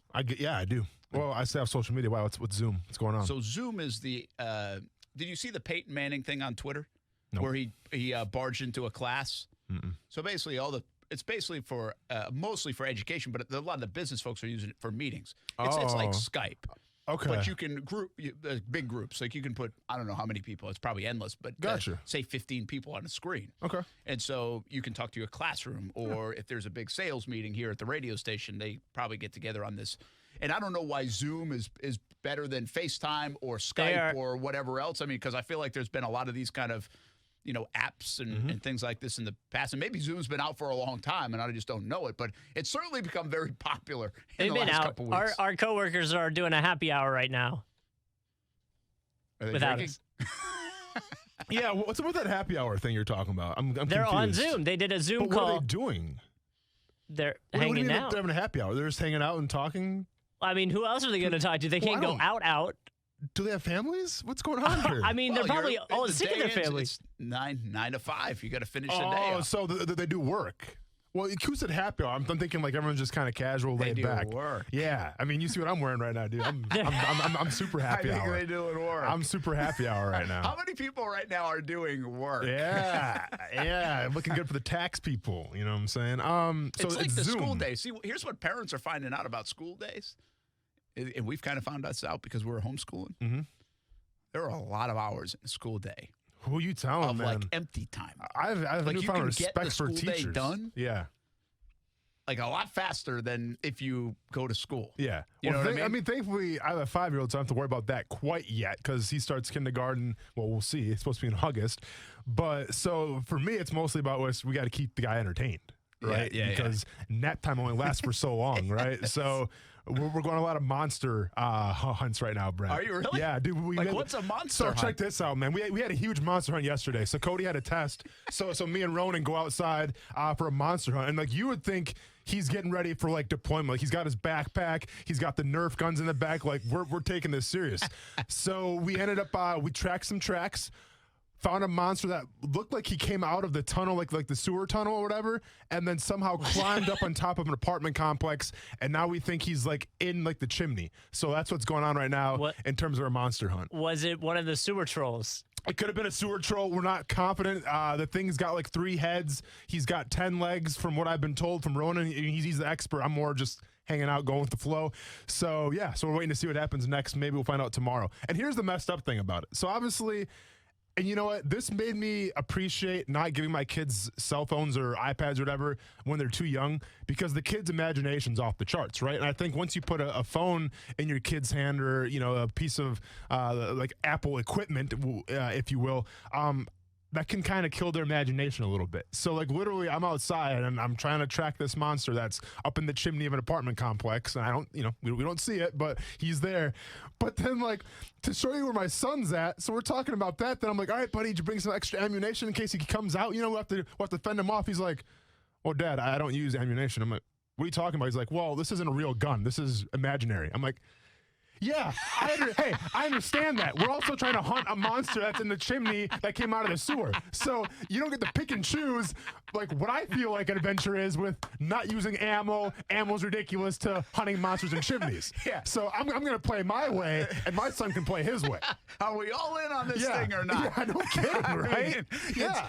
It's real ammo, baby. One foot in the foxhole right now, man. Get in or get out. But make up your mind, Ronan. So, yeah, it's been crazy, dude. So, if I got this right, the monsters are real, the ammo is not. The ammunition's not real, man. Okay. By the way, speaking of when you started talking about the monster hunt, is the guy still on the ladder out there? Oh, the guy's still on the ladder, man. That guy's not going anywhere. Not going anywhere. He's like, he could be a monster. That guy's, hey, who you telling, man? Remember the first week I was working here and I saw that guy?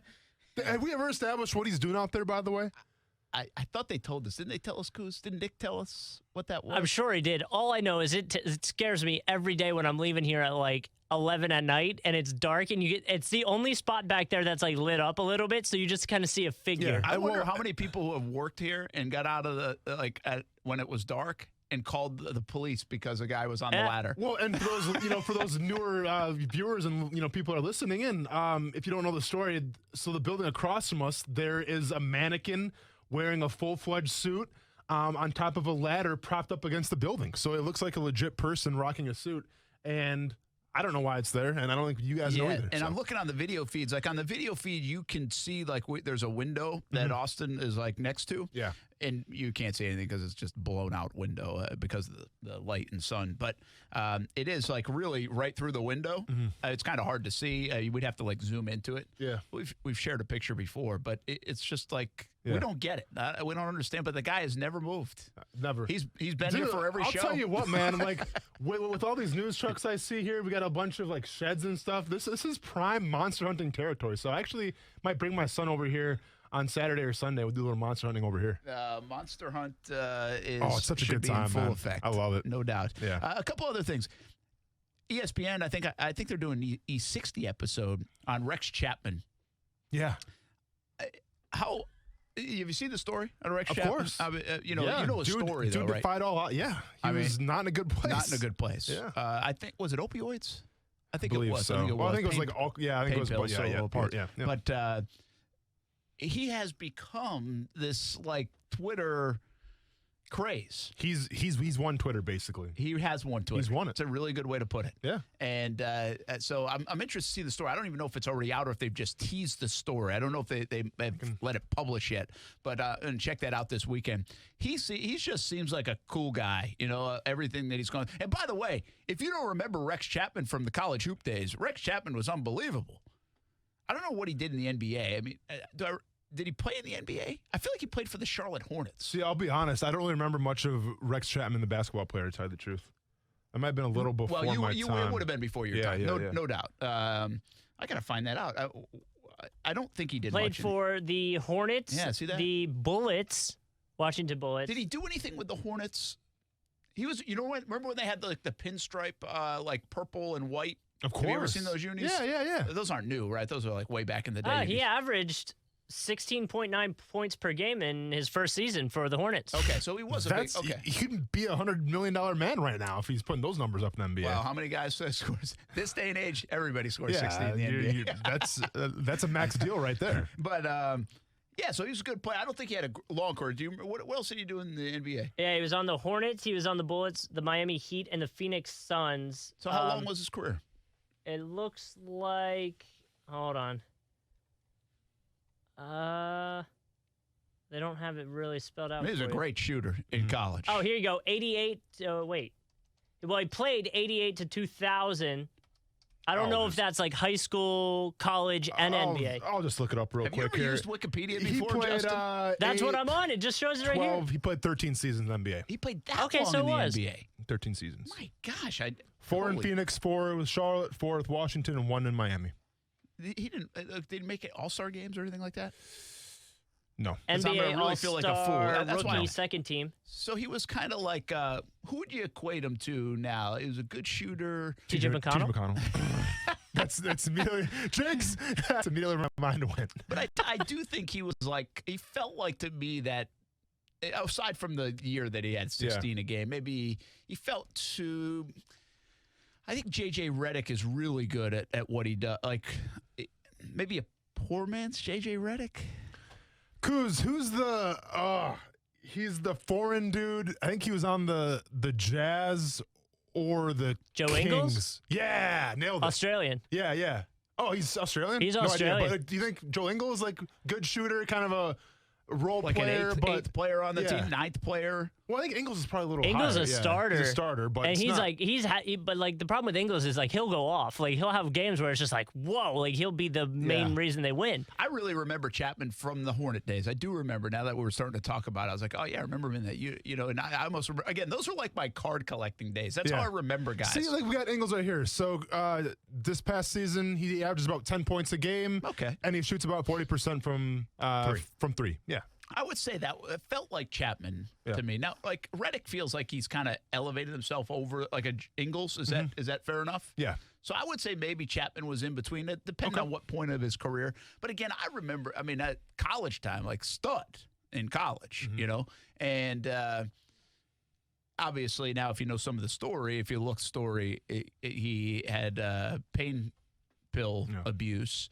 And I think his life got really off the tracks, and you know nobody had heard him for a while. And then all of a sudden, he just resurfaces on social media, and he has one of the best Twitter accounts you'll find. And yeah, it's everywhere. It is across the board. People seem to like it. Yeah. And it started with block or charge. Like he started this thing where it's basically, and he'd show like a little kid getting run over by his brother, block or charge. You know? I mean, some of the craziest videos you can find on the internet and be block or charge. Well, now it's really turned into some cool things that he finds. I still don't know. I'd love to know, and maybe they tell you in the story, kind of how he finds these. Do people just send them to him? Does he always look for these? Because now it's like he must feel like it's his personal responsibility now to do this day in, day out. I'm sure it's his job, really, right? Like, I mean, there has to be some kind of income coming his way because of it. Shirts, I know, being made, and I think they might. I thought he said he did something on like Adult Swim, where Did you see that? I was going to bring that up because, I saw it. So literally, in my timeline, a couple days. It must have been like last weekend. And yeah, obviously I follow Adult Swim and Cartoon Network. And basically for the layperson, Adult Swim is like the late night version of Cartoon Network, right? So it's cartoons, but it's like Family Guy and things like that, where kids, probably shouldn't be watching. Anyways, Adult Swim actually put out a tweet about Rex Chapman. And I'm like, why is Adult Swim tweeting about Rex Chapman? But I guess he is associated with them as well. So it goes to show you, right? Like, I mean, literally his third chance because, he's in NBA and everything. And then he kind of has a falling out with that and, the opiate addiction and everything. So then he gets granted another opportunity and then he takes that opportunity and just becomes this viral sensation. And it's cool because it can transcend anybody. Yeah. It can transcend any culture, any upbringing, any age. Like, everyone knows block or charge for the most part. Yeah, so I think it's cool, like Adult Swim kind of realized that it is as well. really cool to see. Like, obviously I wasn't like, I didn't know his stats and everything. I didn't even know he had that long of a career in the NBA. I just remember him playing for Charlotte, and I remember him in college more so. I mean, that was just my wheelhouse when I was a kid. And he was a huge, huge star in college. And but it's funny with you guys, even your age group, you wouldn't recall those days, but you actually know him on the Twitter side. You'd be like, who the heck's this Rex Chapman guy? Yeah. But it's really an interesting story. So I'm looking forward to that on ESPN. That was a long way to say I'm looking forward to that on ESPN. But I think he's a neat guy. It's really, there's so many bad things to Twitter and social media and all this other stuff, but there's so many other good things. It's like this time we're living in right now. There's so many bad things about it. It's really not a great time. It's not like it's going to be remembered for this glorious time. Everybody's stopping. The economy's taking a hit. Our lives are inconvenienced in so many ways, and obviously people are sick and some are dying. So it's not. But there are so many good things that come out of it. I saw a news story we did last night on CBS 47 and Fox 30, how they celebrated a local woman's 101st birthday. And the lengths that the people went to make it a special day for her was really cool. Yeah. And I feel like Chapman's kind of that guy right now on Twitter. And listen, in terms of social media, like what you said, where you have just the back and forth all the time, and it can be such a toxic environment.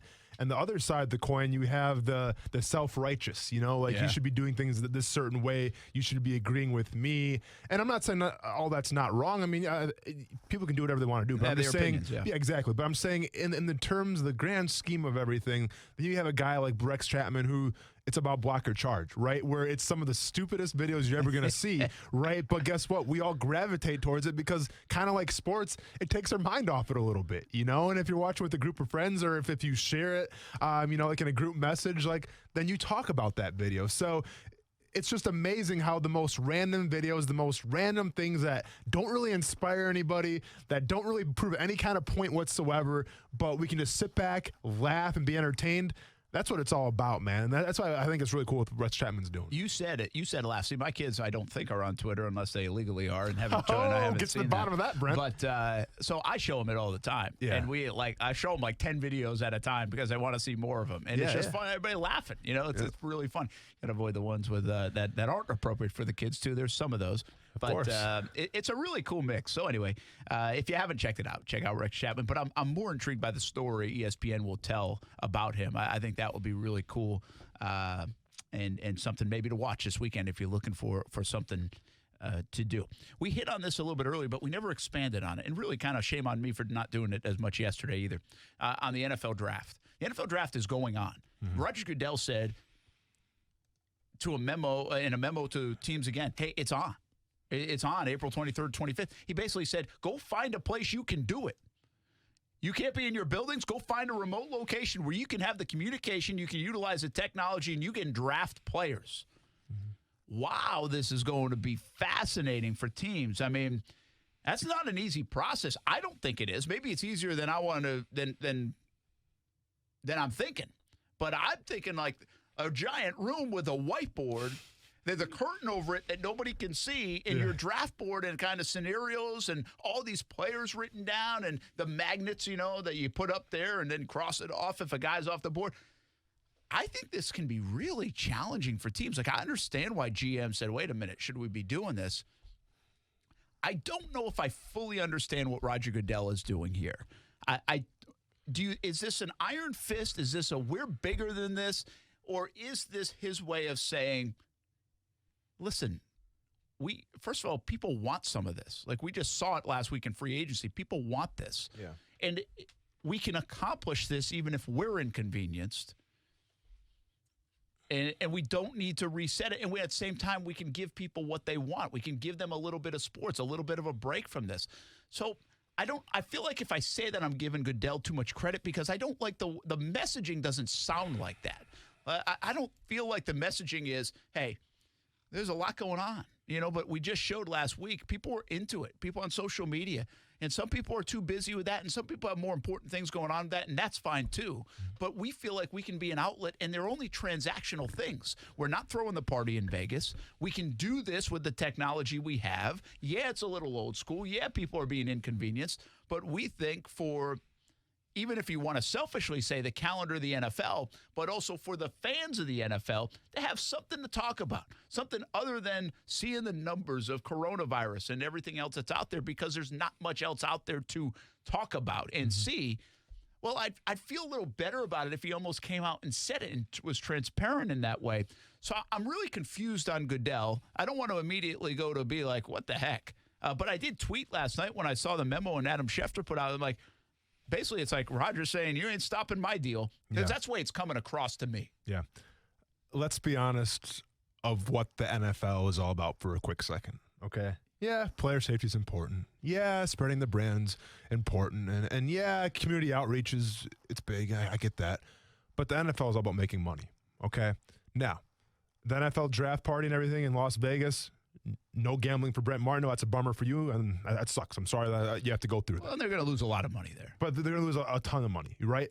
But I think at the same time, though, Roger Goodell knows that if he keeps the ship afloat and if he keeps all hands on deck and just the status quo like nothing's going on, I think that increases the bottom line a little bit, right? Because, like you said, the NFL draft can go on without like the media and without like all the pageantry and everything, and without the cool suits and the cool shoes. Like the NFL draft can survive. And I think right now with the landscape of professional sports where there's not much going on, I mean, there might be a UFC fight in a couple weeks. WrestleMania, I think, is still on. But besides that, you got nothing. I think Roger Goodell sees an opportunity where it's like, you know what?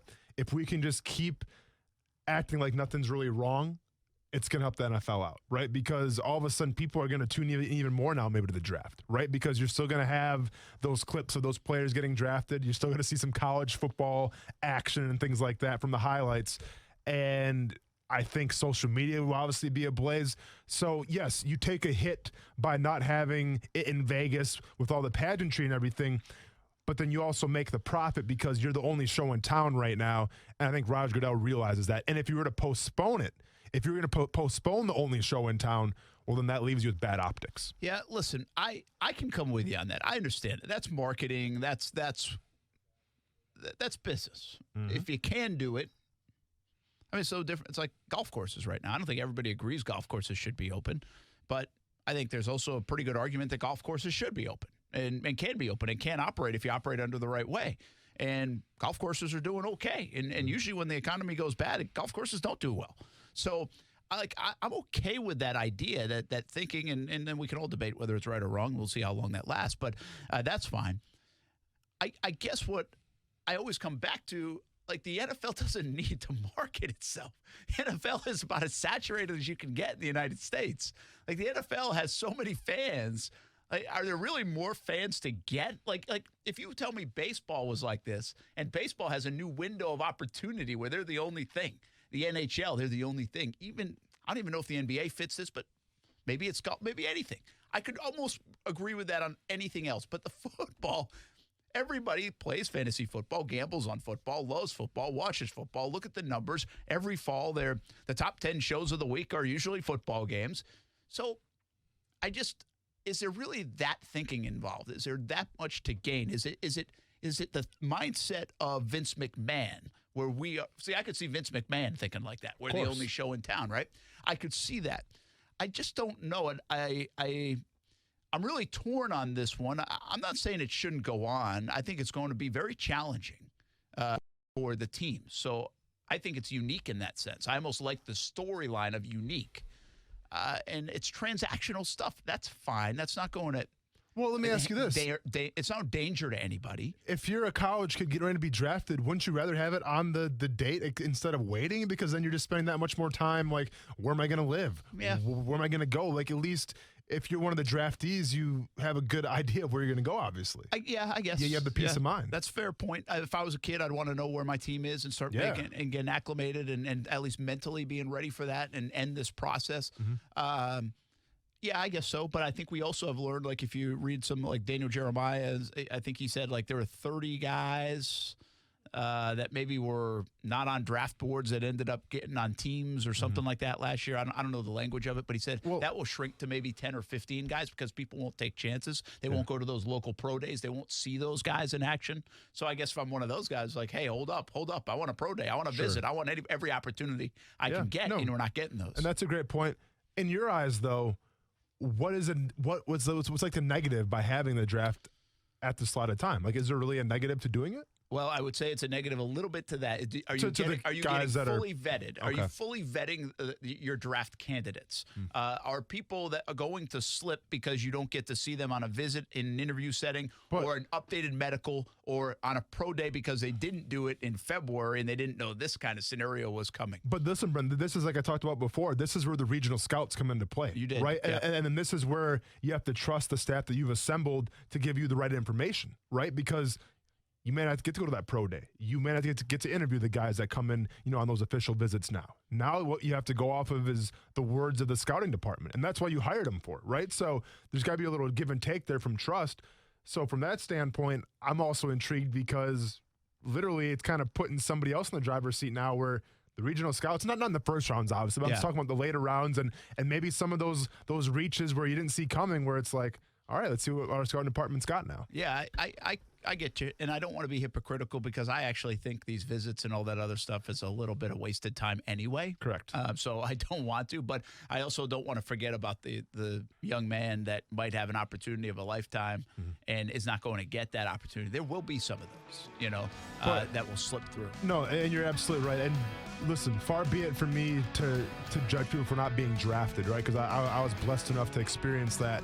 And there probably will be somebody out there that could get drafted that doesn't get drafted because of the events that have taken place.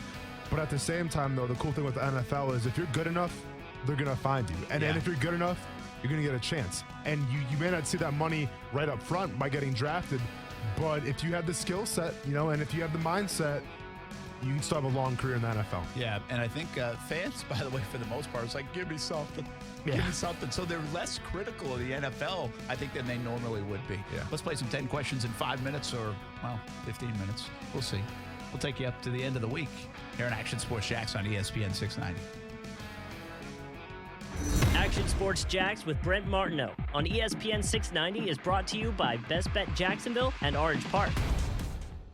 Now, the First Alert forecast on ESPN 690. Mostly clear skies tonight, but with some fog late as temperatures drop into the low 60s. A hot weekend with lots of sun both Saturday and Sunday, and record highs of 90 to 95. From the First Alert Weather Center, I'm Action News Jax Chief Meteorologist Mike Burrish. Be bold, Jacksonville, with Bold City Heating and Air. When it's hot, we turn on the AC. When it's colder, we flip on the heat. But are you getting the best value with your system? Hey, everyone, this is Brent Martineau. Insulation is an important part of comfort and efficiency in your home. At Bold City Heating and Air, they offer free consultations and quotes on your insulation. Call 904-379-1648 or check out boldcityac.com. 5-star reviews on Facebook and Google. Be bold, Jacksonville, with Bold City Heating and Air. After a car accident, you can feel like you've lost control. I'm Mark Anajar from the law offices of Anajar and Levine. After the crash, call the police and document the scene by taking photos of all the vehicles involved. If you were injured, get medical attention as soon as possible. If you've been involved in a car accident, call the law offices of Anajar and Levine at 904-600-4000. That's 904-600-4000 for a free consultation. And take back control of your life. Office in Jacksonville. The comforts of your home. Sounds good, doesn't it? And our friends at Arlington Toyota agree. That's why they're making it easier than ever to buy from the comforts of your home with ArlingtonToyota.com. When you go to ArlingtonToyota.com, you can choose from page after page of new Toyotas and pre-owned inventory. In fact, you can complete your transaction all online, and Arlington Toyota will deliver your vehicle to your home. Easy, right? And if you need an easy way to get your car serviced, Arlington's got that covered also. Just drop off your car for service and get a free ride home. Need parts? Arlington Toyota will deliver parts to your home. It doesn't get any easier than that. Online shopping with Arlington is one way to buy, but they also want you to know they're following all CDC and health department guidelines and taking every precaution to clean commonly touched surfaces. Arlington has a full-time cleaning staff, 7 days a week, because keeping their Arlington team and their loyal customers safe is their top priority. Shop from home, get your new ride delivered to your door, all with ArlingtonToyota.com. From everyone at Arlington, stay well and know their team is here for you. I'm Siniqua Martin Green, and when my mother was diagnosed with cancer, our world changed forever. This experience made me so passionate about spreading awareness of treatment options, including clinical trials. I'm joining Stand Up to Cancer to get information to those who have been diagnosed with cancer and their loved ones. Clinical trials introduce new hope for patients, providing access to cutting-edge new treatments. Talk to your doctor to see if a clinical trial may be the best choice for you or a loved one. To learn more, visit standuptocancer.org/clinical trials today. What's that sound? It's the brakes. Are we sliding backwards? Seriously, my dealership just checked them. Brakes, transmissions, oil changes, check engine lights. Get a free second opinion at AMCO with their free multi-point inspection and repair cost estimate. And get a free AC check while you're there. Find reviews and the locally owned AMCO Center nearest you at AMCOJacksonville.com. AMCO, AA, MCO. Hey boss, have you heard about Safe Touch? They're now offering a free health and wellness package with every Safe Touch system. Health and wellness package? Actually, that sounds kind of nice. Yeah, well, not for us crooks. You know the Safe Touch two-way communicator? Yeah, of course I know the Safe Touch two-way communicator. Yeah, so we already know that it's the best deterrent against, crooks like us, but it can also be like a 911 dispatcher for other emergencies. Like medical emergencies. Yeah, there's the two-way communicator, the emergency buttons, the smartphone app. It's all just extra peace of mind for Safe Touch customers. Great. As if people need another reason to get Safe Touch. Well, the good news is it's not going to change our Crooks Are Us motto, stay away from Safe Touch houses. Some things never change.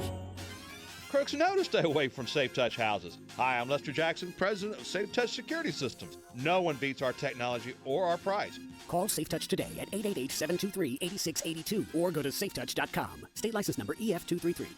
If you have a specific medical problem, you call a specialist. Broken leg? Call an orthopedist. Cataracts? Call an ophthalmologist. At Prime Men's Medical Center, our doctors specialize in ED and PE. Listen to Dr. Rubinski, a renowned expert in men's health. I'm Dr. Rubinski. If you're experiencing ED or PE, Prime Men's Medical Center has custom blended medications to help you last longer in the bedroom, regardless of age or past medical history, with no pain or surgery. In fact, you'll see results in the office guaranteed or your exam is free. Patients are now lasting for 30, 60, 90 minutes or longer. And best of all, treatments are affordable. Men. If Viagra, Cialis, or Levitra have let you down, call Prime Men's Medical Center for a private consultation with our highly skilled physicians. Call 904-206-8105. 904-206-8105. 904-206-8105.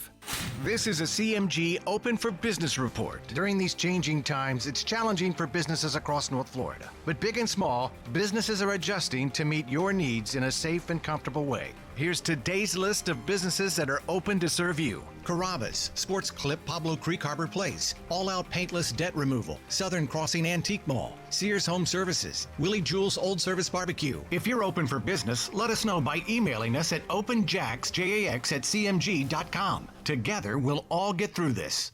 J. David Tax Law wants you to know that they are here to help individuals and businesses with tax debt issues during the coronavirus pandemic. Hey, everybody, this is Brent Martineau. Tax problems can be extremely stressful, especially now. If you owe a tax debt, there are new programs available that can help reduce or eliminate your IRS or sales tax burden. These programs expire on July 15th, so don't wait. Get the help you need with tax debt, payroll taxes, bank levies, wage garnishments, tax liens, and unfiled returns. With a $1 trillion economic stimulus package on the way, the IRS will be collecting an unprecedented amount of tax debt to fund this historic initiative. At J. David Tax Law, only highly experienced tax attorneys will represent you. Never trust your tax situation to anyone you can't walk in and look in the eye. If you have federal or state sales tax debt, have a sit-down with J. David Tax Law. Your first step is a no-cost consultation. Call J. David Tax Law at 904-507-4777 or go to jdavidtaxlaw.com. The comforts of your home. Sounds good, doesn't it? And our friends at Arlington Toyota agree. That's why they're making it easier than ever to buy from the comforts of your home with arlingtontoyota.com. When you go to arlingtontoyota.com, you can choose from page after page of new Toyotas and pre-owned inventory. In fact, you can complete your transaction all online, and Arlington Toyota will deliver your vehicle to your home. Easy, right? And if you need an easy way to get your car serviced, Arlington's got that covered also. Just drop off your car for service and get a free ride home. Need parts? Arlington Toyota will deliver parts to your home. It doesn't get any easier than that. Online shopping with Arlington is one way to buy, but they also want you to know they're following all CDC and health department guidelines and taking every precaution to clean commonly touched surfaces. Arlington has a full-time cleaning staff, 7 days a week, because keeping their Arlington team and their loyal customers safe is their top priority. Shop from home, get your new ride delivered to your door, all with arlingtontoyota.com. From everyone at Arlington, stay well and know their team is here for you. Alexa, how do I drive more customers into my business? First, people will need to hear about you. Then you need to be online where they look for you. Then you need I don't have time for that. I need to run my business. Okay, searching for a local team that can help. Local Solutions. Visit JacksonvilleLocalSolutions.com today. Hey everybody, it's Brent Martineau from Action Sports Jacks. There's a good chance you have a smart speaker, so use it with ESPN 690. Stay up to date on the Jags and all things sports by telling Alexa or Google to play ESPN 690. It's as easy as that. Make sure you listen weekdays 3 until 6 p.m. on ESPN 690. Wash your hands. Wash Now, your hands. back to Action Sports Jacks on ESPN 690 and in the iHeartRadio app. Grab some soap. Grab some soap. Oh. Grab some soap. Rub your hands. I want you to do this as a punk rock lead singer in your next job. Well, if it keeps going like it is right now in the world, maybe I just will, Brent. Maybe I just will. Will we come to my shows? One of them. We'll play some Garth Brooks. Punk rock. I'll play a Screamo version of death metal version of Friends in Low Places. Right? Yeah, we're talking. Have you seen some of the, Garth did a show on Monday. Okay. Love Garth. Hey, love him. I know. Yeah, love him. Yeah, that's cool. I might love Garth more than Trisha. Is Garth Brooks like the first round draft pick in your depth chart? Is that what we're talking about here? He's the OG. He's the one. Yeah. Yeah. Yeah, I think so. Mm-hmm. I think so. I try not to leave anybody out there. George Strait. Oh, you mean just in country? No, I'm sorry. Yeah, I'm saying like country music. Yeah, yeah. I mean, Garth definitely goes way back. Now, I mean, I'm really big Zach Brown and Eric Church. Yeah. Where's George? You don't have George Strait on there? George The Strait's- young troubadour? Come on, man. Yeah, George Strait's great. Okay. But I will say I don't like Garth Brooks comes out with an album, Eric Church comes out with an album, Zach Brown comes out with an album. I've got it. Gotcha. George Strait, he's come out with a million albums. Maybe it was because I had to catch up to him. Yeah. You know. Yeah. Not so much. Last music question. Were you a big Brad Paisley guy back in the day? No. Really? Still not. No, not Oh, really. see, I like Brad Paisley a lot when he first came out. Yeah. I mean, that's. I'm going to miss her? Okay. Oh, I like okay. that. Okay. I mean, I like him. Yeah. But I'm not like. So I'm not sure when Paisley's come out with new is stuff it like, anyway. But did you kind of picture like Paisley to be more like kind of like bro country? I mean, like, why don't you like Brad Paisley? I didn't say I don't like him. Okay. There's just some that I gravitate to more, and he's Sure. not one. Okay. I was even telling like Kaylee this because Kenny Chesney's got like a new one out right here Oh, and Kenny now. I think Chesney, is the name yeah. of the song, and like I'm not. I was never like a huge Kenny Chesney fan, but the more I listened to it, and I like a lot of it.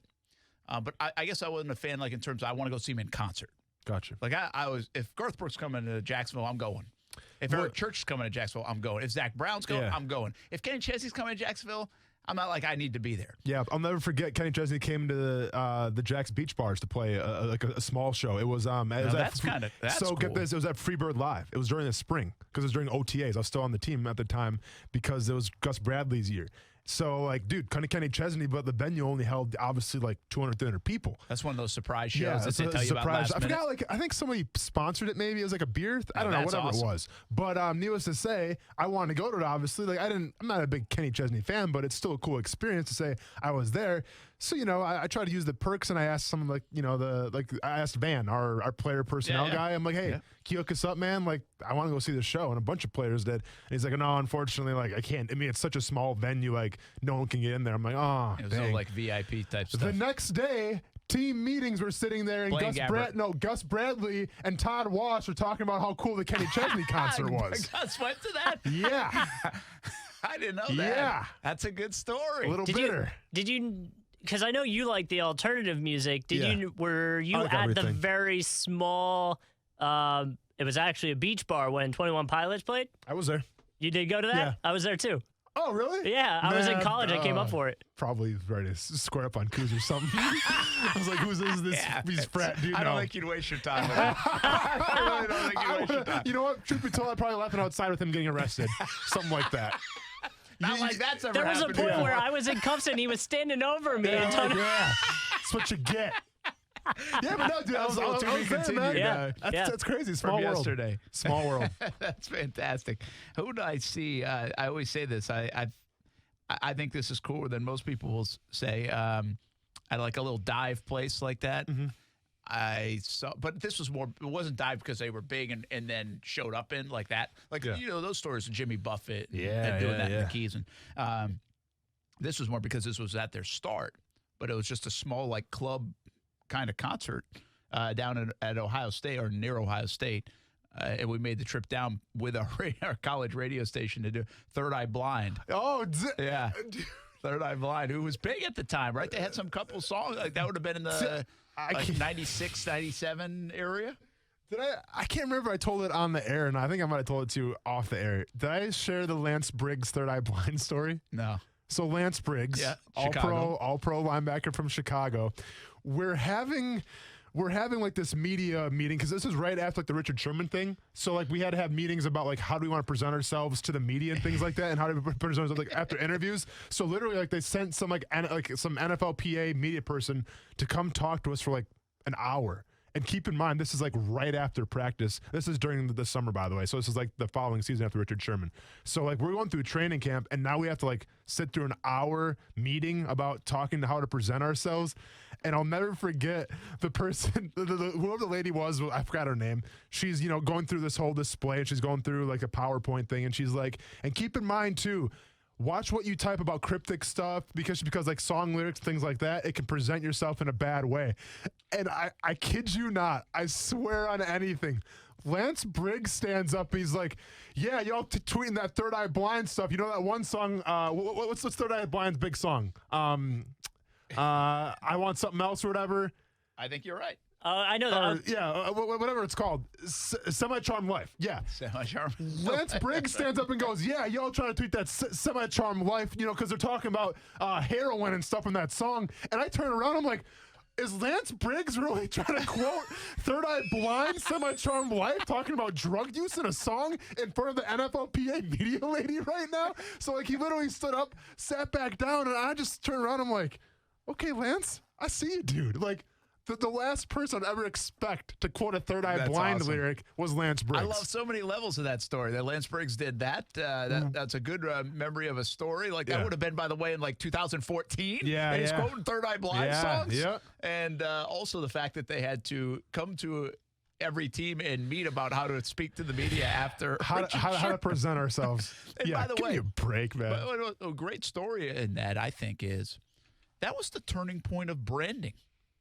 Potentially in the NFL. Like you could make the case. Like if somebody really wanted to deep dive that. Yeah. And you go back and say, hey, that was, people will say, well, Deion Sanders was all about branding. I get it. Yeah. But the power that Richard Sherman had after that, his name, his brand, after that comment changed the game in a lot of ways. And if you think about it, from 2013 on, or what was that, 12 or whatever, in the last 7 or 8 years, how branding has become such a big part of the NFL on an individual basis, whether it's what they say, what they tweet, what they wear, and how they play.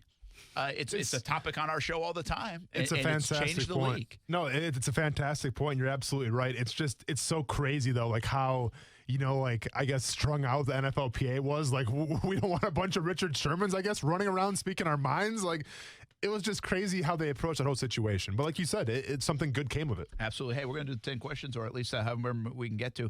Big thanks to our friend Brian and everybody at CGC Water and Connecticut, and official water of Action Sports Shacks on ESPN 690. I saw Kuz drinking one earlier.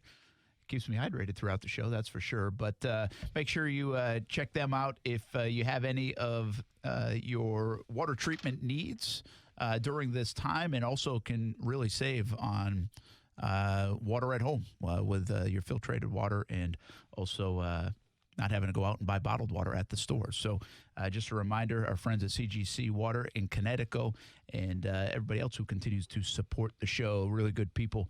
So if you're in the need for a water system, check them out, CGC Connecticut. All right, 10 questions. If we can get that many before the end of the week, what do we got? All right, well, actually, I'm going to go right off what's happening on ESPN, the TV right now, saying happy trails to AB joining Brady. So, Brent, does Antonio Brown get on a team? Or was this his main chance and it's not going to happen now because, people have come out and said no? I think even Arians came out and said no. Well, Arians came out and said no, and matter of factly said that guy doesn't fit in our locker room. I love that. That's part of the story that I like. I like a coach that's willing to say that, and you can, you know what? You shouldn't commend a guy who's acted like that. It's okay to say something about a guy that's acted like that. You don't have to be like politically correct all the time. And I tell you, Antonio Brown hasn't earned that. And so for Arians to come out and be like, you know what? Listen, you can sit here and ask me about that all you want. As long as I'm the coach of this team, he's not coming in my locker room. It's not a fit. It's not what we're trying to create. I applaud Arians for saying that. Now, does he end up on a team? You know what, man? I don't think so. I don't think so. I think like Tampa was interesting, or because Brady sounded like he was going to go to bat for him. Mm-hmm. But I'm going to say no. But I always play that game, and then there's some desperate team that's willing to roll the dice on one of these guys, and because he's so talented. It's been a while now, though, since he's caught a pass in the NFL. And by the time they play football, whenever that is, it'll be a longer time before he's caught a pass in the NFL. Mwah. Love that one. Chef's kiss to Brent Martineau. Nailed that question. All right.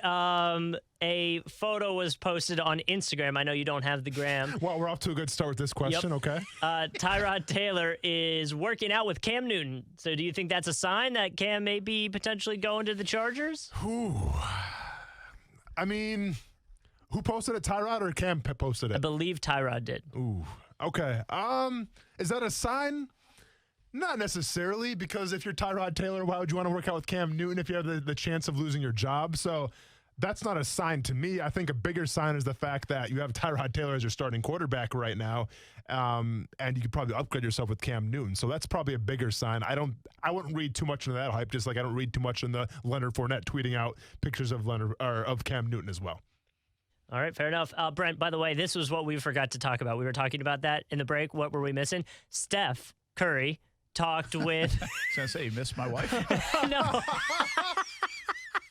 Cool. It's crossing some lines. I was like, I've seen her a lot lately. It's a Friday. Let's get crazy.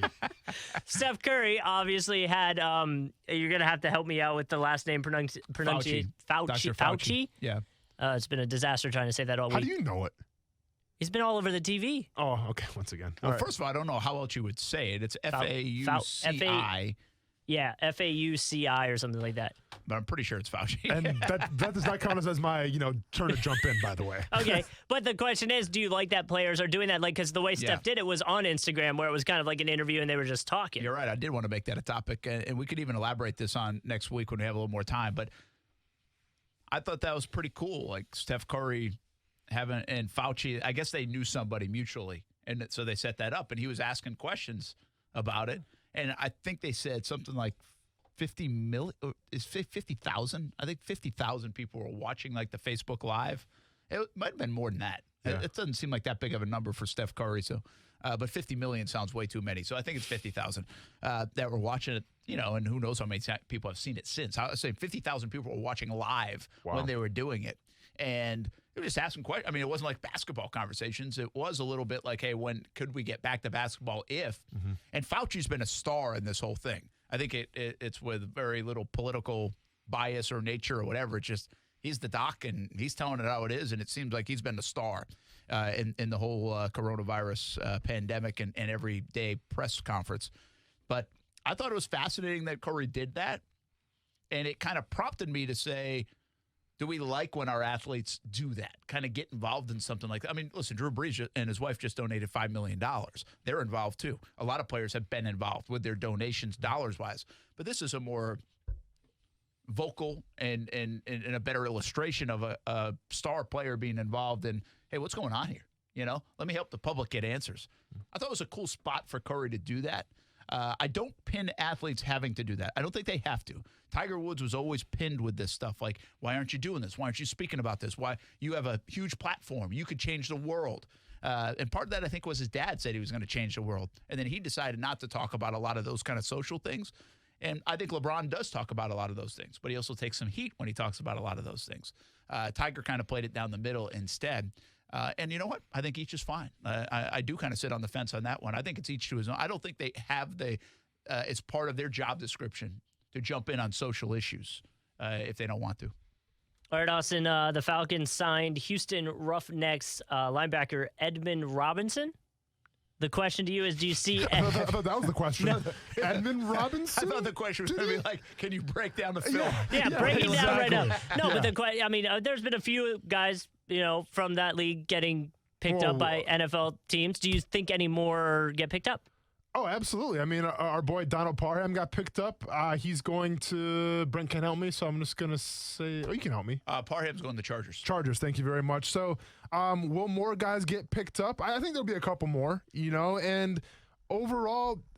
Listen, the XFL, it obviously ended on a sour note because of the whole coronavirus thing, so they had to cut the season short. I thought it was a very nice gesture by Vince McMahon to pay them their entire salary for the year. Not everybody's going to do that, and I get it. It's a short season, but still, I thought that was a great gesture. And I think where the AAF kind of failed a little bit with getting a lot of guys to the league, the XFL is actually succeeding a little bit because if you look at the rosters right now, they are sending guys to the National Football League. So I think it's good in that standpoint where if you have guys like in Canada that, the goal is to go to Canada and then go to the NFL, well, the way it works in Canada is you're tied to, I think, a 2-year contract there. So you have to play out your entire career in Canada before you can go to the NFL.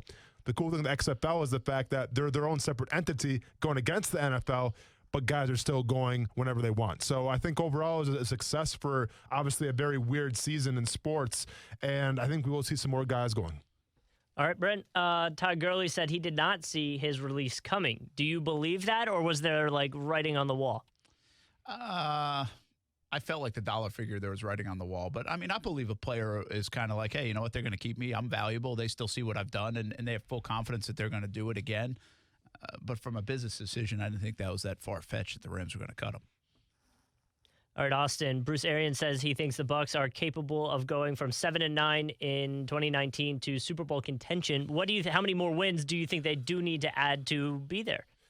Ooh, well, in that division, you're playing against the Saints, and the Saints can easily get 12 wins this season again. I mean, why should it be any different, especially if Alvin Kamara is going to be even healthier this season? Michael Thomas cannot be stopped.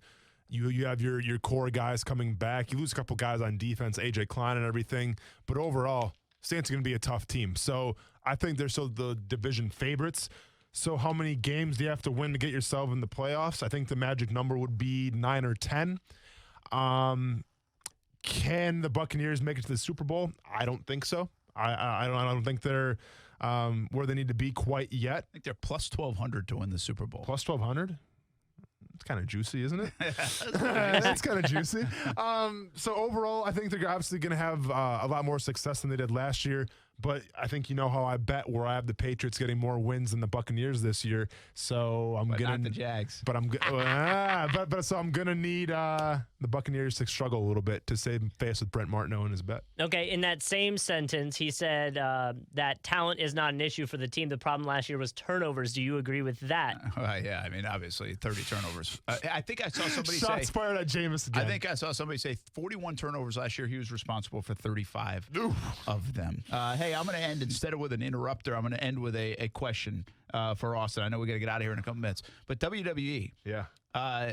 Roman Reigns out of WrestleMania. Yeah. Are they in a bit of trouble right now? Is this a again? If we go back 2 weeks ago, AEW had a great show. People were saying, I don't know about this week. So how people thought this past week again, the ratings were a little down, but they still won the ratings war, if you will, against NXT. So they're doing great. Don't worry about them. But now is the WWE opening up a little bit of a hole because it sounds like Vince McMahon's in trouble with his own wrestlers. So what makes Vince McMahon such a great businessman can also make Vince McMahon a villain in terms of the wrestlers that work for him.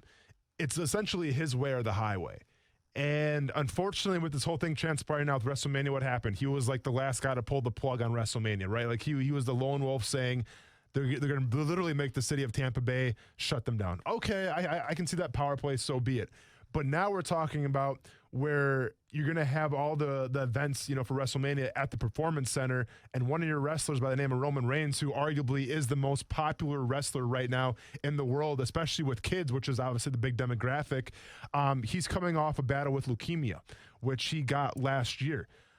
He returns to the ring. Obviously, he kind of picked up where he left off a little bit, and he's still very popular. Well, with the coronavirus and everything going around right now, I mean, coming back from leukemia, an autoimmune disease, one would think that you probably don't want to be around people and you want to kind of quarantine yourself just because you don't want to get sick again. So it ended up being that Roman Reigns was very hesitant to work WrestleMania. Vince McMahon tried to talk him into it. Roman Reigns has backed out, and I guess the behind-the-scenes stuff is a lot of wrestlers right now are not happy with how that whole situation went down. So you lose one of your biggest wrestlers. A couple tag teams like the Usos are saying they might not be in WrestleMania anymore, and this could literally backfire in Vince McMahon's face if he keeps on trying to have this go attitude with everything that's transpiring around the world. By the way, this is good hosting right here and good tying into all our brands. You can watch WWE tonight, 8 o'clock on Fox 30. Stockton to Malone, baby. Ray Allen to Garnett. There it is. Yeah. Tonight, 8 o'clock. You can also watch me on TV tonight, CBS 47 and Fox 30. That'll happen within the hour and also later tonight from the home office. Do you want to go monster hunting with me this weekend? Monster hunting. Do you want to come with? I'm only going monster hunting if the ammo is real. Sorry to burst your bubble. It's not. I'll see you next week. Go get him, Ronan. Get the monsters and that guy on the ladder. Have a good weekend, everybody. Be safe, be well, and we'll talk some more sports on Monday at 3 o'clock. Action Sports Jacks on ESPN 690. For Coos and Austin, I'm Brett Martineau. Thanks to Ryan Murphy and Mark Long for jumping in as well. I'll see you on TV tonight.